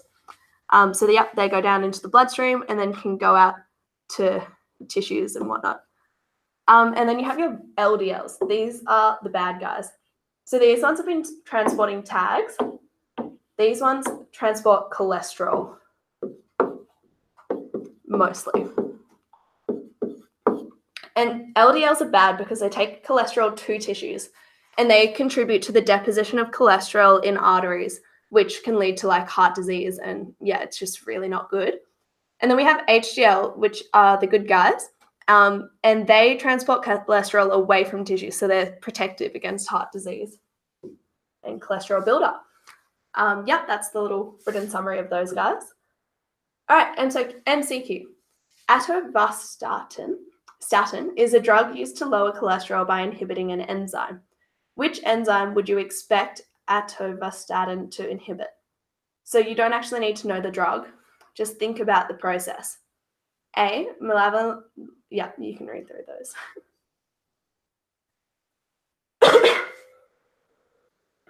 And the answer is E, HMG-CoA reductase, because remember, that is involved in the rate-limiting step. So if you reduce that enzyme, you're going to reduce the production of cholesterol, the rate that it's produced at. All right, in the catabolism of triglycerides, catabolism's breakdown, where is the most energy captured, ATP or the equivalent NADH or FADH2? In the oxidization of glycerol, the beta oxidation, so that's breaking it into the 2 carbon units, the citric acid cycle, so those going into the citric acid cycle, or the conversion of fatty acids to fatty acetyl-CoA. The answer is C, citric acid cycle. So the beta oxidation might have been something that you thought about choosing for this question, but that's just breaking it into the 2 carbon units, which produces some NADH and FADH2, but not as much as you get. Remember, the citric acid cycle produces lots of this stuff. So that's going to be where you're getting the most energy captured. Which lipoprotein is used to transport fats from the liver to tissues? So from the liver to tissues, that's going to be in between meals. Yeah, and so the answer is VLDLs. Yeah, that's just something mentioned before, a bit of rote learning. All right, which statement is true? Lipids released by the liver travel through the bloodstream in chylomicrons. The release of triglycerides from low-density lipoproteins forms very low-density lipoproteins. Lipids released by adipocytes travel through the bloodstream bound to serum albumin.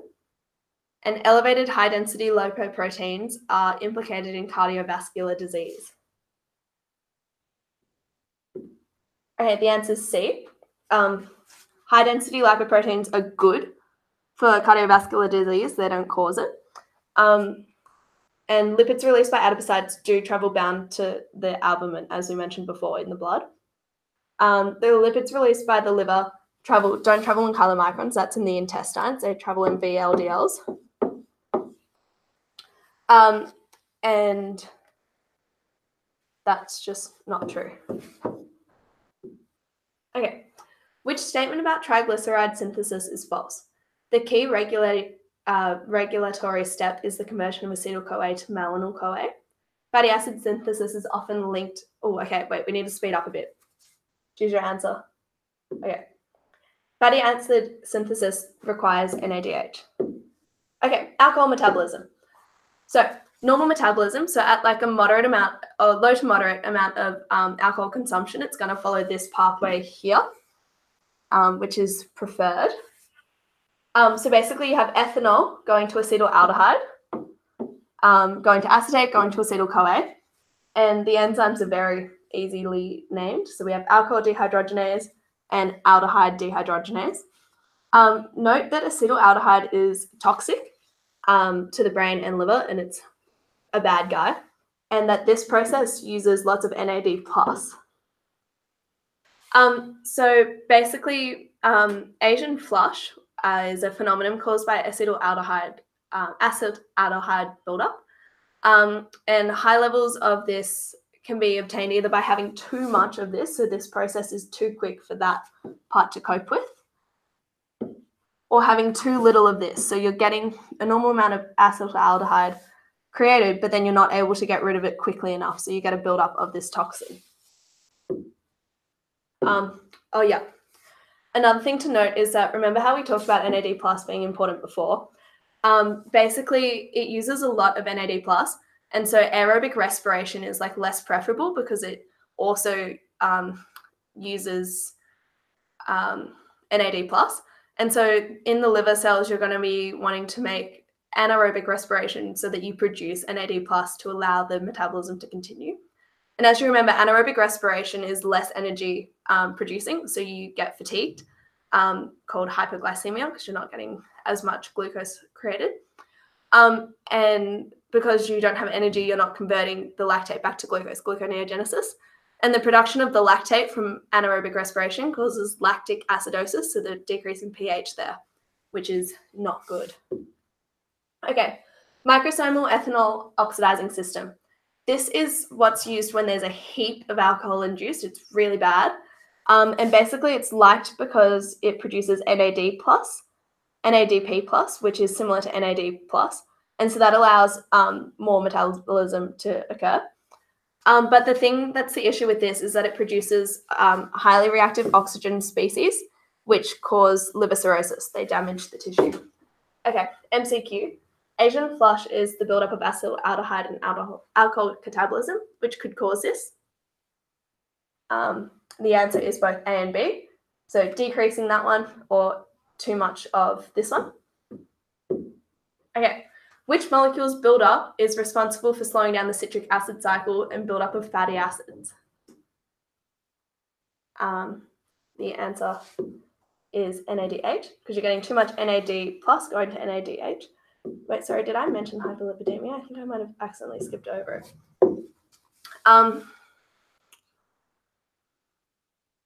Okay, yeah, up here, sorry. I'm trying to go too fast now. So basically, because you're getting too much NAD plus, the citric acid cycle slows down because that needs NAD plus to be converted to NADH to feed into the electron transport chain. And so you end up with lots of NADH, and so you end up with fatty acid production because that uses the NADPH, so using up the excess H plus ions. So that causes hyperlipidemia and fatty livers in alcoholics. Yeah. Okay, amino acids. So amino acids are broken down when you are in starvation.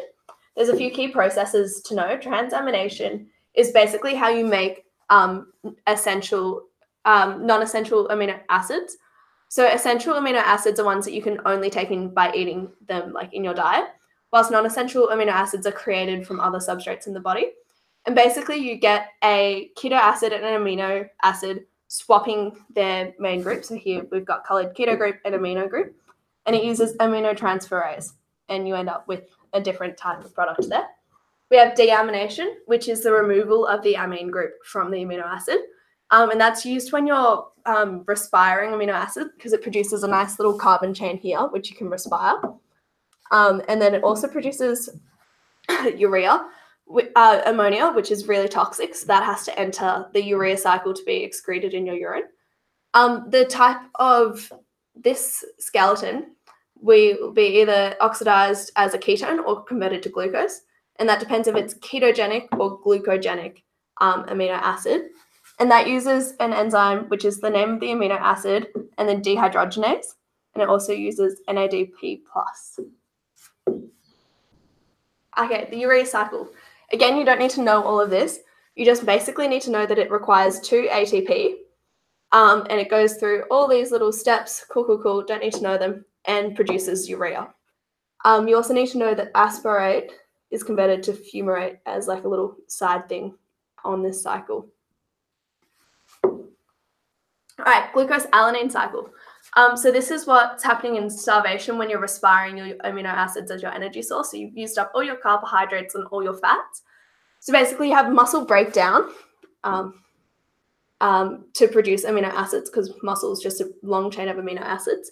The amino acids combine with pyruvate to make alanine from the glucose being broken down, which we'll get to. And then alanine is transported to the liver. It's kind of the same as the Cori cycle, which when you have which is converted to pyruvate and goes through the urea cycle to excrete the ammonia.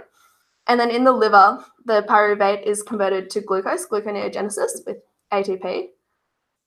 And then this glucose can be transported then to the muscle cells. So it allows your muscle cells to get glucose because they can't respire this directly. It needs to go to the liver first. Yep. So we had a question from the alcohol metabolism bit. Okay. Someone's asked, in the reaction of lactate to pyruvate, how do we use an NAD plus to get an NADH and an H plus? Okay. Oh, wait. That's a lot of slides back to get to. Is there any way to go back quicker? You could do it. Because I want to show.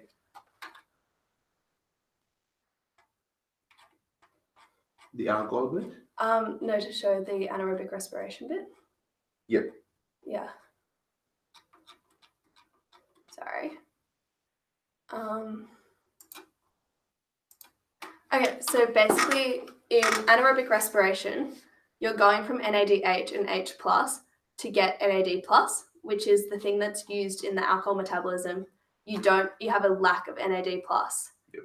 And so that's why this is being preferred, because it's producing the thing that you need to further metabolize the alcohol. Yep. Someone's question was in the NADH to NAD plus, where does the extra H plus come from? The extra So H when we plus. go from NAD plus to NADH plus H plus? Yeah. So in this step, so they're asking where the extra comes from. That would just be part of converting the ethanol to acetaldehyde. It's losing an H plus. It's losing 2 H pluses, not 1. Okay, sorry. Continuing on. Sorry, this has gone a couple minutes over time, but we're almost done. So which enzyme is used in the conversion of pyruvate to alanine with the addition of an amino acid? So think about conversion. It's going to be aminotransferase. And okay, now moving on to energy sources of cells. So different cells use different energy sources. You'll just need to go through this and memorize it in your own time. But things to note are that the brain can only use glucose and ketones because they can pass through the blood-brain barrier. So you need to always have a supply of glucose, which is why gluconeogenesis is so important when you are not consuming glucose. But in starvation, the brain will respire ketones as well. Red blood cells, now this is something that you need to realize. Red blood cells don't have organelles, so they don't have that nice little mitochondria to do aerobic respiration. So even though they have lots of oxygen on them, no aerobic respiration, so they have to do anaerobic respiration. That means that they need lots of glucose because anaerobic respiration has such a low energy yield. And then you can just realize the rest of this. Okay, so going to the Great Metabolic Race. This graph is really important. It would have been in your online tutorial thing that you do. And basically, this is now talking about the source of energy, not source of blood glucose, which we focused on earlier in this lecture. And so basically, it's looking at what's supplying your energy, carbohydrates or fats, whilst you're going on like a long marathon. So basically, at rest, remember we're using fatty acids at rest, like so at the start of the race. Before the race, you're using fatty acids because you're resting. And then when you first start running, you're going to switch to using carbohydrates as your source. So the first 0 to 2 minutes is going to be anaerobic before you get your increased oxygen flow from, your body doesn't realize it's running yet. And then the next 2 to 5 minutes, it's going to be aerobic respiration for the next 30 minutes.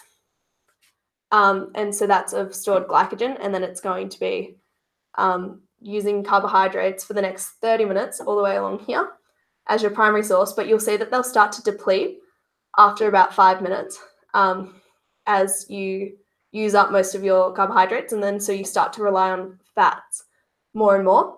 And now you need to remember the 30-minute mark is the intersection between fats and carbohydrates. So after 30 minutes, you'll end up going to be using fatty acids as your primary energy source for the run. And then if your run continues for 8 hours, which I really hope none of you are running for 8 hours, you're going to start to respire your proteins and your amino acids. So that's equivalent to starvation. And now in your starting sprint and final sprint of the run, you're going to be using this thing called creatine phosphate. And that's like a very small energy molecule that's stored in each cell and can only be used for like a very short amount of time. And so that's what's used when you sprint because it's really high energy. Okay. 30 minutes after breakfast, which process... Oh, sorry, that's meant to be... That's an old slide. Ignore, that's blood glucose. Okay, which cannot utilize ketones in starvation?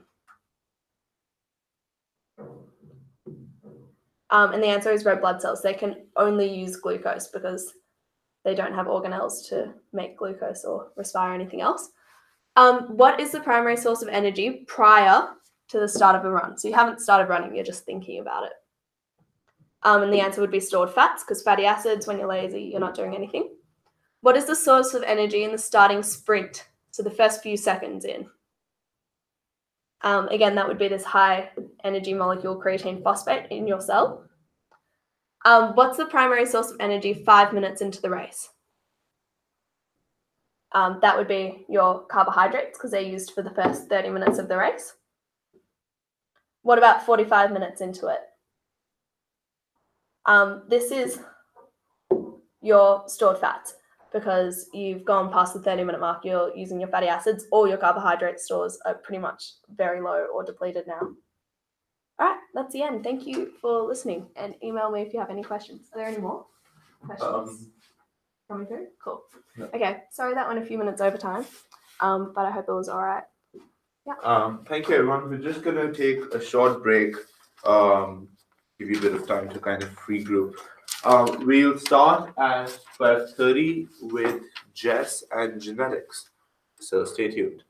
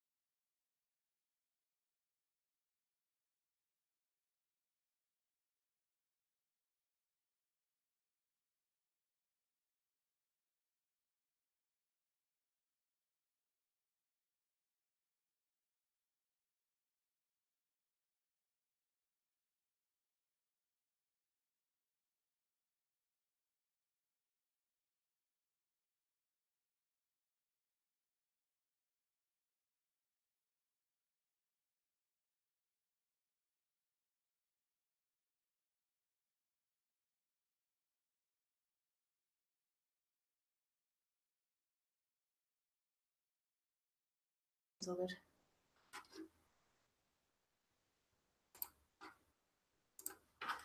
Okay. Can people hear me? Yeah, okay. I'm going to assume that everyone can hear me. Hi guys, my name's Jess. I'm going to be doing a lecture on genetics, obviously, for the Year 1 content.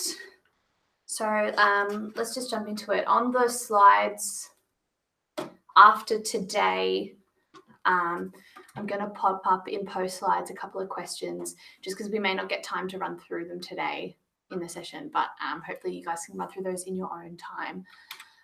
So this is an overview of what we're going to be talking about today. So we're going to start with some central dogma stuff, then move into patterns of inheritance, mutations and clinical syndromes, population genetics, and then some biotechnology stuff. The main yield that we found was pretty much central dogma, patterns of inheritance, and population genetics. So I'm going to skim over some stuff. If people have questions, feel free to find me on Facebook and send me a message. Absolutely, no worries. Okay, so central dogma, it's essentially the core model of transcription and translations of genes into proteins. Alrighty, so basic DNA unit, hopefully you've all seen this before. It's just, yeah, it's your base unit. You have your nucleotides, your phosphate group, and your deoxyribose sugar. They have hydrogen bonds between the bases, pairing them together in a helical chain. This should be nothing new for you guys.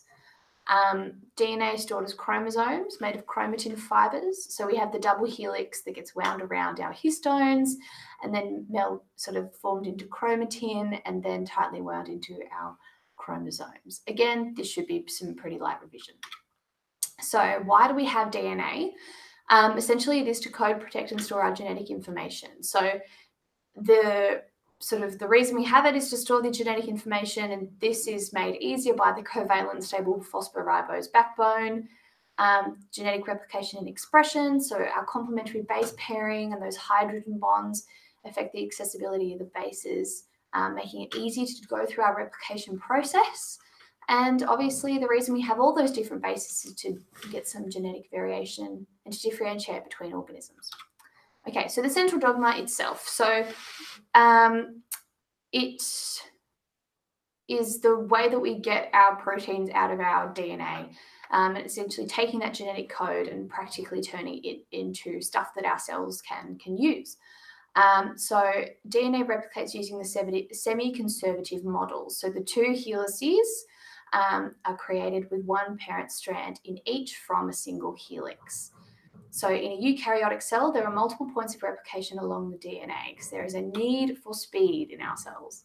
Both strands will act as templates as a result. So replication primarily occurs during interphase. So we have a couple of different processes. We've got DNA replication, and then we also have DNA into RNA into proteins. We will cover this more as we go along. Main things to remember is that transcription and processing occurs within the nucleus, whereas translation occurs within the cytoplasm. Okay, so the central dogma, you've essentially got four main bits. You see there. Okay, so we'll start with DNA replication.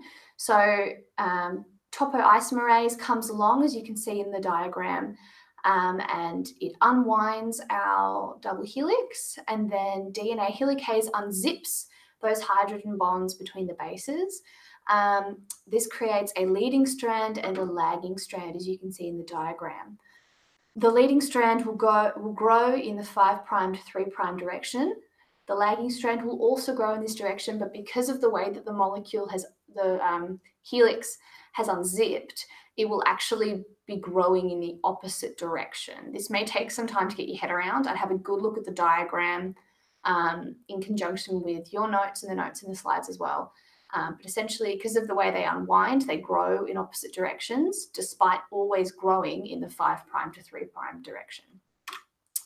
So the leading strand. So this is sort of our slightly simpler strand. So RNA primase will catalyze the synthesis of short RNA primers, so those red squiggly bits on the diagram, to which nucleotides will be added.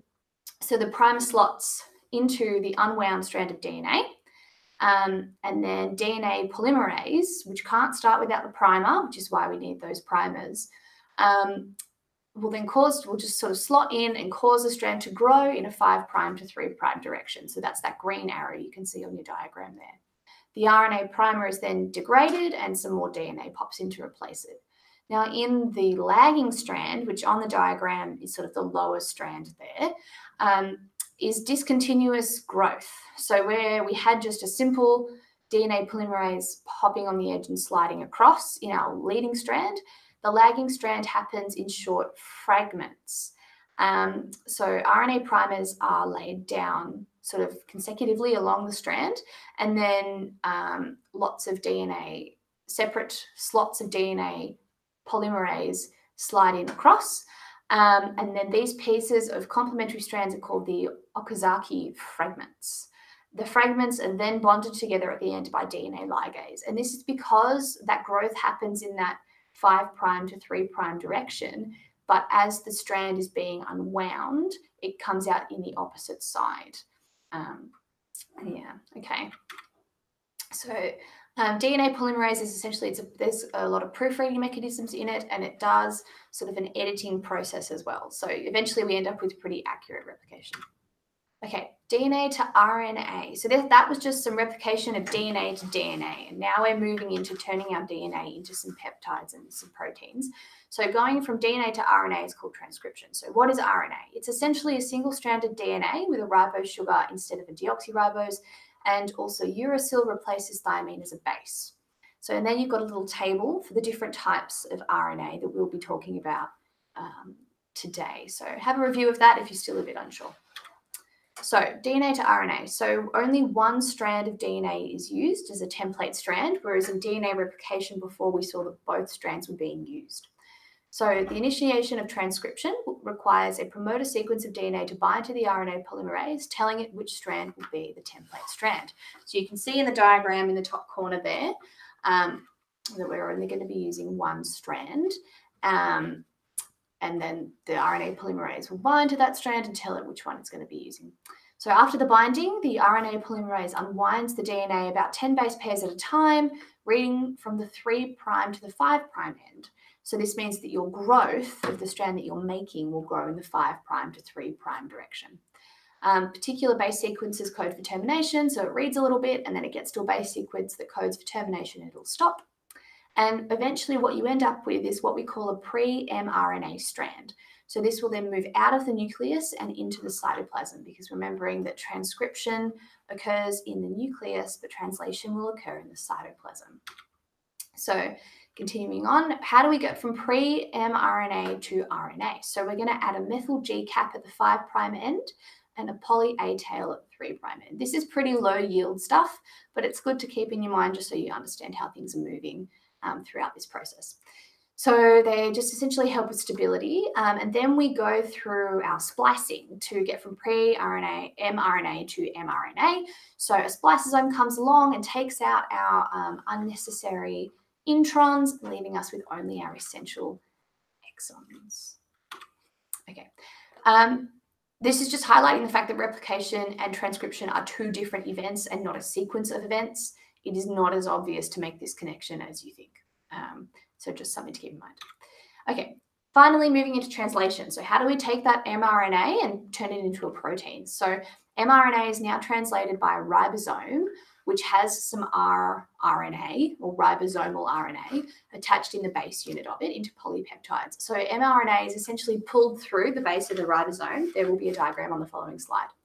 tRNA is essentially like your little messenger, like the waiter, I suppose, bringing food to the table. It brings the appropriate amino acids into the rice spaces in the ribosomes, moving through the A, then the P, then the E spaces. The amino acids then bind together from the tRNA molecules, and then you start sort of spitting out like a chain of amino acids. So then depending on what the codes or the codons, so the three bases are called a codon, and depending on which bases we get, they'll either start or stop translation. You can see a little table of the codons down there. this is essentially that in diagram form. So we've got our mRNA coming in through our ribosome, which is that green blob thing, and then it moves through the 3 different spaces. You can see in elongation there, they join together and spit out this chain of amino acids, and tRNA is the one bringing the amino acids into that ribosome there for translation. Okay. If this is still really confusing to you, the Khan Academy video on this process is actually really good. I'd recommend having a watch if you're still a bit unsure. So after translation, we've got our sort of chain of amino acids, and it's now, a couple of things are now going to happen to it. So it's going to be folded into a 3D shape, a protein folding you might have heard about in chem or bio last year. And it's going to be specified for subcellular localizations. Cofactors may be added in, and ubiquitin will attach to the unneeded proteins, flagging them for breakdown by proteases. This is pretty low yield, but just keep in mind that some stuff keeps happening to the proteins, depending what they're being used for after translation. Okay, moving on now to patterns of inheritance. So here's a couple of words that are going to be popping up a lot. So a trait is a characteristic, so monomorphic or polymorphic traits. So essentially just a thing that an organism has that's produced by its DNA. A phenotype is the physical manifestation of a gene. So whether you have blonde hair, whether you're tall, whether you're short. The genotype is the actual gene itself that expresses the phenotype. So the genotype will be like the section of code that you have. The gene is the region of DNA that influences a trait. An allele is an alternate version of the same gene expressing a different quality of the same trait. So some people may have the allele for, this is a very simplified version, but some people may have the allele for having green eyes, or some people have the allele for having brown eyes. So the locus is the location on the chromosome occupied by a gene. And then we have our homozygote, so an organism with 2 copies of the same allele, and heterozygote with 2 different alleles coding for the same gene. Okay, recessive and dominant traits. I'm sure you guys have all encountered these terms before, so we'll just skim over it pretty quickly. So traits can be recessive, so they're overpowered by another allele, or they can be dominant, so they present preferentially in heterozygous individuals. This becomes particularly important when you're looking at inheritance patterns in families, so across generations, as well as within particular individuals, especially if they have recessive alleles that can cause a pathology. So essentially there's this concept of Mendelian inheritance, who proffered that when a single locus is responsible for genetic expressions, mutations in genetic makeup will occur, resulting in recessive traits. So he just essentially put forward the idea that you can have a dominant and a recessive trait. In humans, we have 22 autosomal chromosome pairs and 1 sex chromosome pairs, and you can find those on a karyotype. We will come back to this. So autosomal inheritance is essentially when genes being passed down on those autosomal chromosomes. And then you've got, as you can see in our Punnett square here, whether you're dominant or recessive, you can work out. So big A would be dominant, little a would be recessive. Depending on whether the parents are carriers or not, you can work out the kind of expression that you could see in potential offspring. It's just sort of a few different ways there. That little family tree there, the inheritance pattern tree, is one that will come up. It's likely that you get maybe a question or 2 on your exam, a multiple choice question, likely something like, what kind of pattern of inheritance is this? So autosomal inheritance, depending on whether the traits are dominant or recessive, will or won't skip a generation. But again, we'll be coming back to that. Okay, sex-linked inheritance is when genes are conditions found on the X or Y chromosomes are considered sex-linked. So men are more susceptible to sex-linked disorders than women for obvious reasons. They can be dominant or recessive. So have a think maybe to yourself, see if you can work out which type of trait is shown below. Yep, okay. See if you can work it out. The answers are in the slides. So because we've got, but we'll talk through it now. So we've got someone who's affected, someone who's a parent who's unaffected. Circles are female, squares are male. And then, so the mother is affected, father is not. So, but we have an affected child. Because we have an affected male child, it is X-linked recessive. Alrighty. So mitochondrial DNA.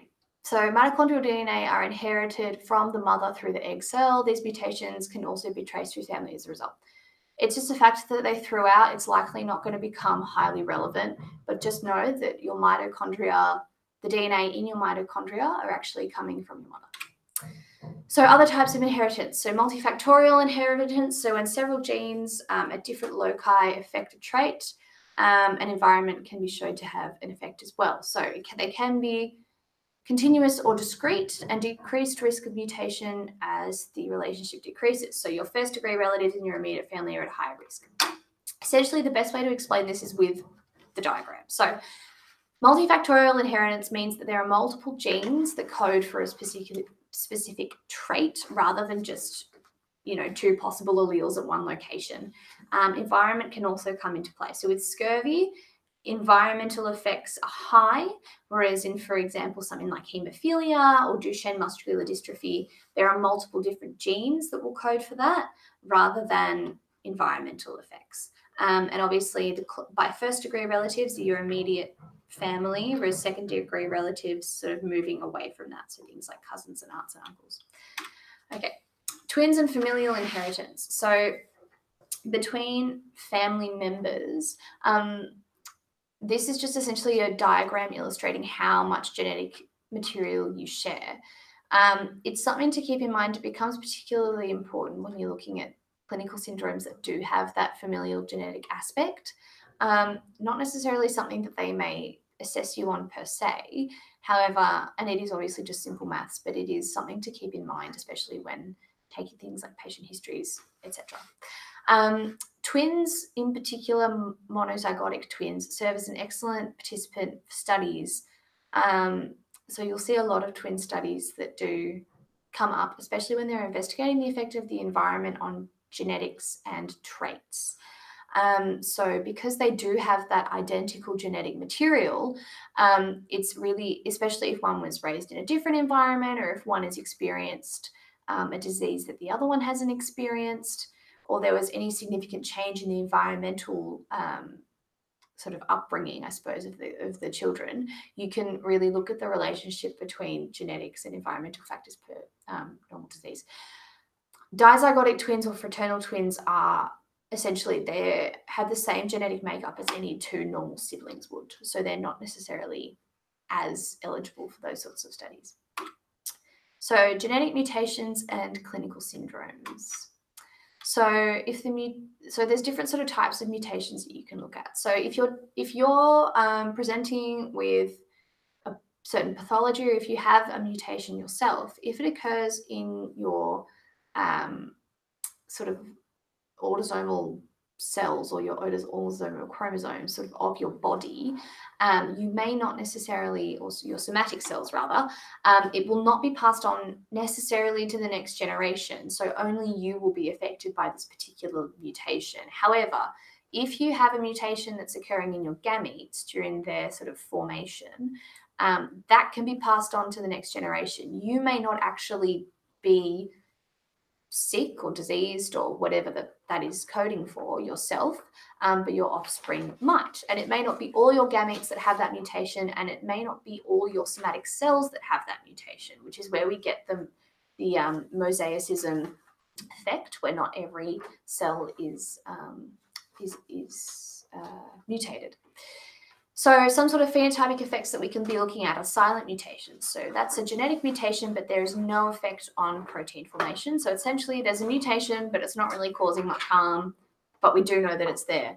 A loss of function mutation, it affects the protein function and it's generally recessive. So that's when you're losing out on something as a result. So something's not happening because of your mutation. Conversely, we then have a gain of function mutation where a protein is being produced with an altered function. So you're making the proteins, but they're doing something else. They're adding on an unnecessary function happening there. And then we've got conditional mutations. So they may only change under permissive circumstances. So if the environment in your body is right, that mutation will come into play. So on sort of a nucleotide level, this is a bit of an example. So you can see that with our silent mutation, we're still getting the same amino acids, yet there is that slight change there that you can see. So it's not having an effect, but there is just that silent rewriting of the code. A missense mutation, which essentially is when we have normal being expressed, but then we've got something that is going to change that amino acid that's being produced there, and the rest of them are fine. So it's going to slightly alter our function there as well. A nonsense mutation is when the mutation at that particular level causes a stop codon and it just completely throws a spanner in the works and it alters the function of that protein completely. And then a frame shift mutation is when essentially we've lost that amino acid in this position here and everything's shifted, which again will have that significant effect on the resulting amino acid that is being produced, or the resulting protein rather that's being produced.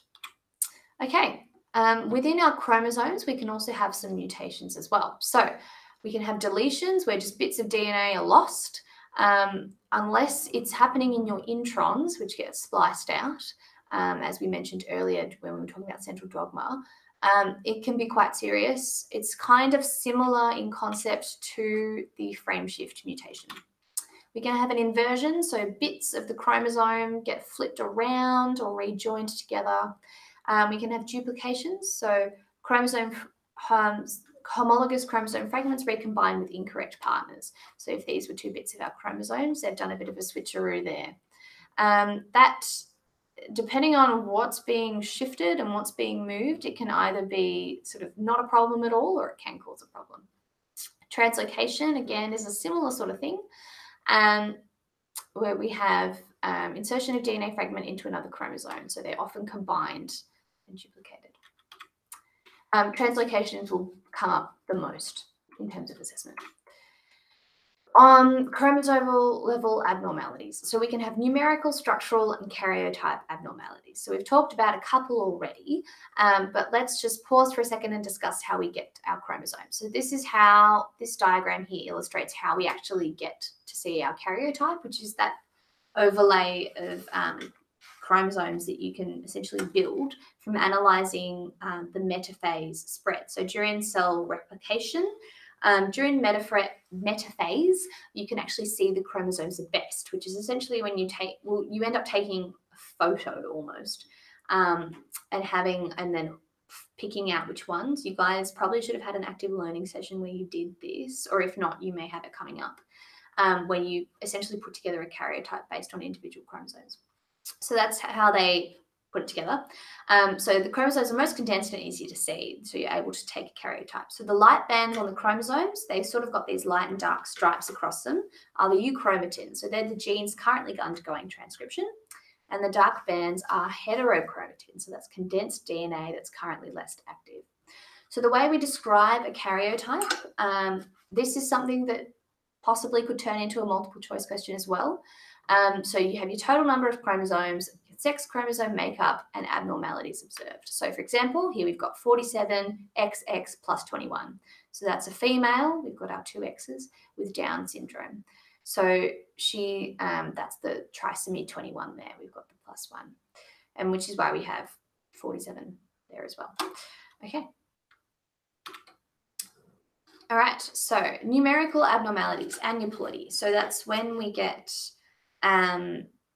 sort of a deletion of a chromosome. Yeah. Okay, it's an abnormal number of chromosomes. So that you can have a meiosis non-disjunction, so where the sister chromatids fail to separate, a mitosis non-disjunction. So again, that's sort of that idea of mosaicism, where not every cell is affected because it's just happening at a mitosis level. We can have a monosomy, so loss of a single chromosome, that's incompatible with life.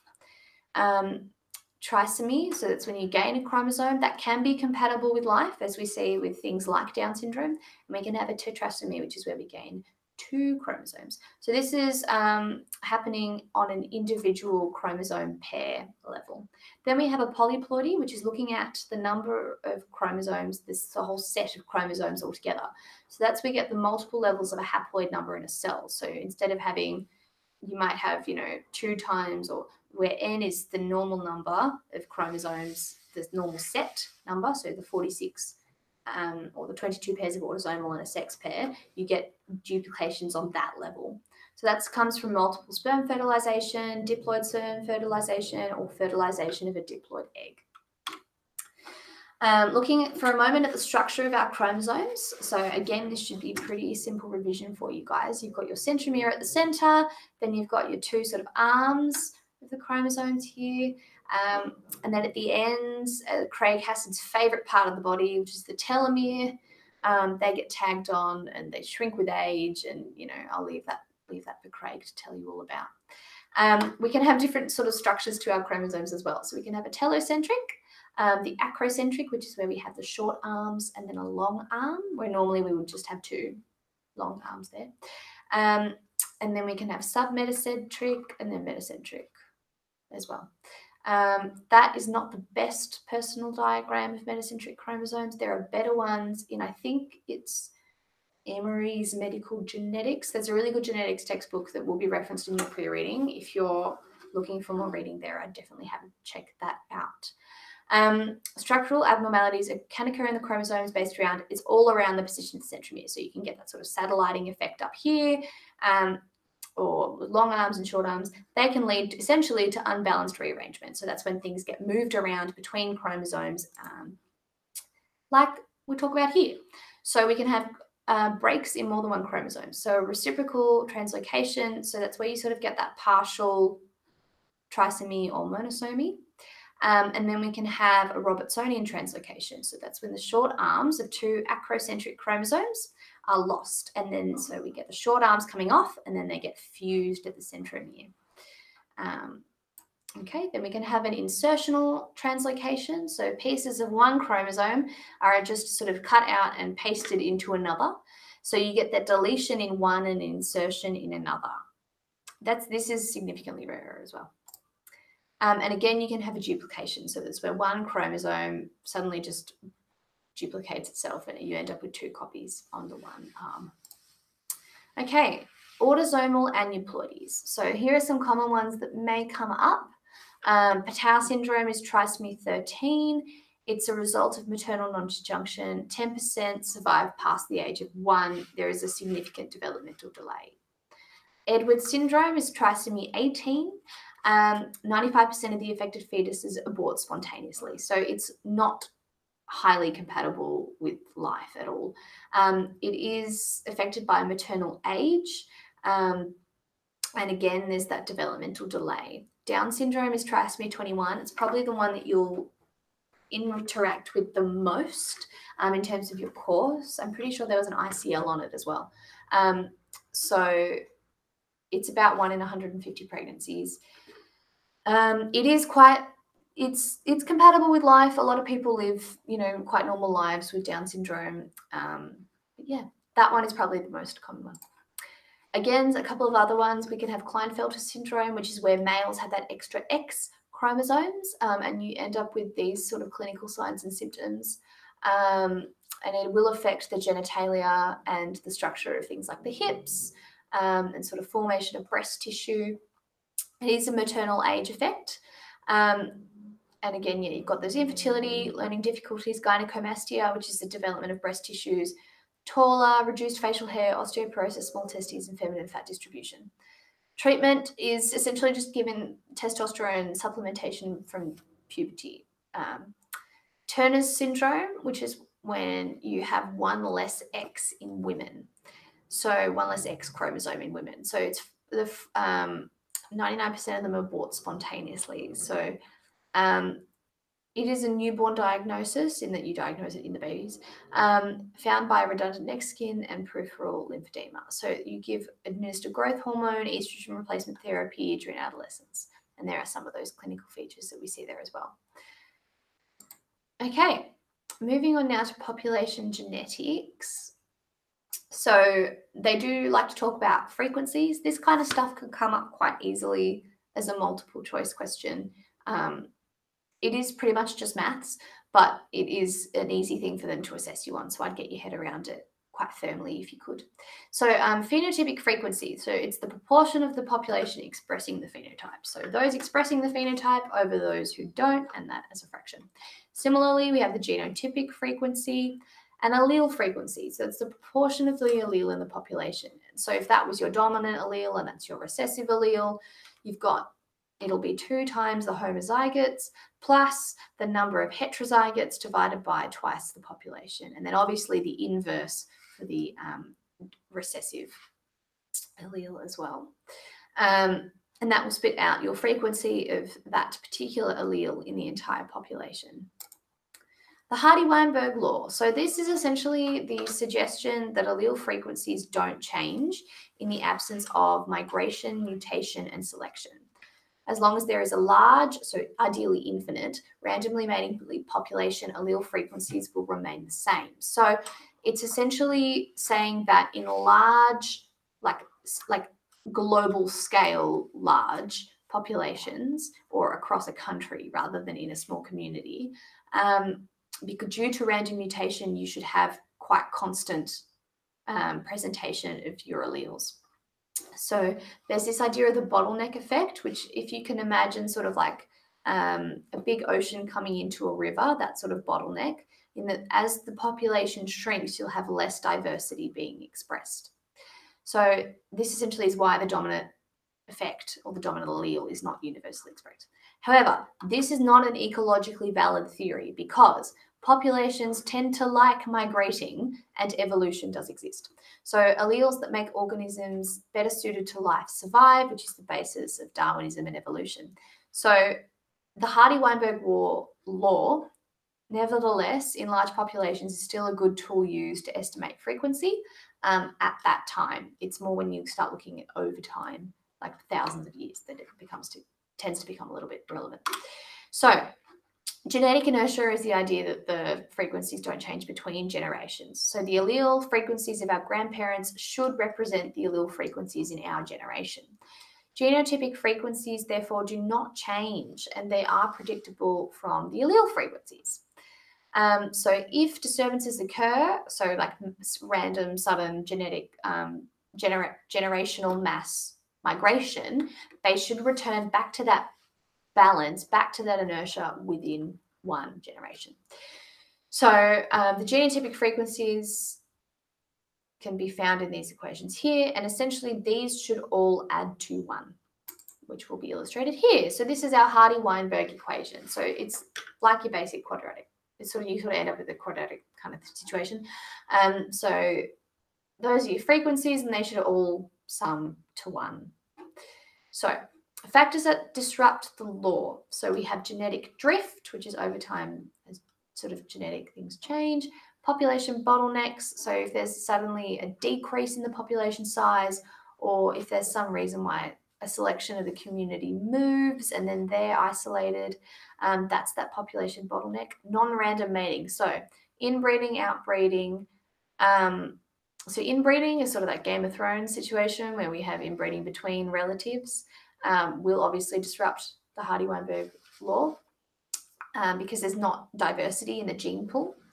Outbreeding is when there's sort of, it's essentially the inverse. There's excessive outbreeding. So there's, again, you have a limitation, sort of an inverse limitation of the gene pool. And assortative mating is this suggestion that for whatever underlying biological reasons, people tend to mate with certain phenotypes tend to mate with certain other phenotypes. So if people having sort of a type that they like to have offspring with can also affect the Hardy-Weinberg law. Again, migration and mutation of alleles over time. So this is how we can sort of work out, similar to our Punnett squares back in patterns of inheritance. You can sort of see how we get these numbers here. Okay. So finishing finally on biotechnology and genetics. The rationale behind using personalized medicine, they like to talk about in the future, we're all going to be able to genetically code for our patients and then treat them on a highly personal sort of level. And it takes into account individual variability in genes, environment, and lifestyle. And it is, you know, the sort of the gold standard of treatment, I suppose, because you will know perfectly what's going to work for that particular patient based on their genetics. And there's that shift in emphasis in medicine from a reaction to the disease rather to sort of a prevention and sort of a prophylactic approach. So you're looking at the predictability and detection through the genetics rather than treating it when it becomes symptomatic. And then we can customize disease prevention strategies and obviously increase compliance in patients through things like customized treatment and quality of life as well. And the ultimate aim is that it will ideally reduce the time, cost, and failure rate of pharmaceutical clinical trials. So you're not wasting money on patients with treatments that just aren't going to work on them there. So there's a little diagram illustrating that there. Okay, so consumer genetic testing. The advantages of having consumers and patients screened for their genetics so that it allows for preventative treatment. So if you've got genetic markers that indicate that, for example, you're more likely to develop a cancer, for example, you can be put into screening tests. You can maybe be put on preventative medication or adjust lifestyle factors. And then the less reactive medicine, so when someone's not presenting with, stage 3 cancer, for example, that's a lot more expensive to deal with than a screening program to prevent it happening at all. So less reactive medicine is more cost effective. The disadvantages obviously are privacy. Sometimes people don't want to know themselves what their genetic code is, nor do they want their doctors or their families or other people to know what their own genetic code is. It can be quite invasive. And also there is the idea of insurance fund discrimination. So if you, sticking with the sort of cancer idea, I suppose, if you've got genetic markers for certain types of cancers, your life insurance or other types of insurance, hospital cover, health insurance may not cover you for cancer-related costs. So there is that sort of ethical side to it as well. Genetic testing, also the ones we've got so far aren't actually as accurate as they could be, and they tend to be quite broad spectrum. So you sort of have to take everything that they find with a bit of a grain of salt. At the moment, obviously, as time improves and technology advances, we will be seeing an improvement there. So there is that sort of predictive genetic testing. So children and adults, can you tell a child what diseases they may or may not have in the future? Can you tell a young adult that? What's that implication going to have on the rest of their life? And then you start looking at things like self-fulfilling prophecies. If they walk around thinking they're going to drop dead any second, is that good for their quality of life? And then there may be implications for people's reproductive choices and other family members as well. And then also their access to the information. So who accesses, if you are genetically screened, who has access to the information and how and where is it stored, and all that kind of stuff as well. Pharmacogenomics, so it's essentially predicting, using the genetic code to predict people's responses to therapies, particularly drugs, obviously, with the pharma. So a good example is warfarin. So if this is our general patient pool, they have the same diagnosis and same prescription, but warfarin, 40% of patients, which is quite a significant chunk, have a variant gene that determines the speed of metabolism of the drug. So warfarin is an anticoagulant used for cardiovascular disease, so it's a blood thinner. In one group of people, it's toxic but beneficial. So the drug is not like they metabolize it slowly, so it is toxic, slightly toxic to their system, but it works. And then we have the group of people where it's toxic but not beneficial, so they shouldn't have it at all because of their genetic makeup. And then finally, we have the people who it's not toxic to and beneficial, which is our sort of, they're the people that we want to be giving the drug to. And then we have the drug where it's not toxic and not beneficial, and they really don't need to be on it at all, and it's a complete waste of money. So using genetic screening could determine in a situation like this who it's worth spending the money on in giving them that drug. Is there another drug that's better suited? Is it going to be causing them harm, or is it going to be causing them good? And it helps us evaluate prescription choices as well. Okay, PCR is sort of moving now onto other aspects of biotechnology. This will come up a little bit in your microbio and your pharmacology units. So it's essentially the way that they replicate DNA, and it can be used to identify organisms and pathogens. So they talk about it a bit. It's not necessarily heavily assessed, but it's a good idea to have a vague idea of how it sort of works. So they heat the double-stranded DNA, it denatures into single strands, they add little primers, and then they reapply the heat and it splits. And then essentially the process happens over and over again, and it doubles the amount of DNA, and you can work out essentially what organism you've got at the end. Again, finally, there was a couple of lectures where they talked about this one as well for us last year. Not heavy yield either, but you know, it does come up, good to have a bit of an idea.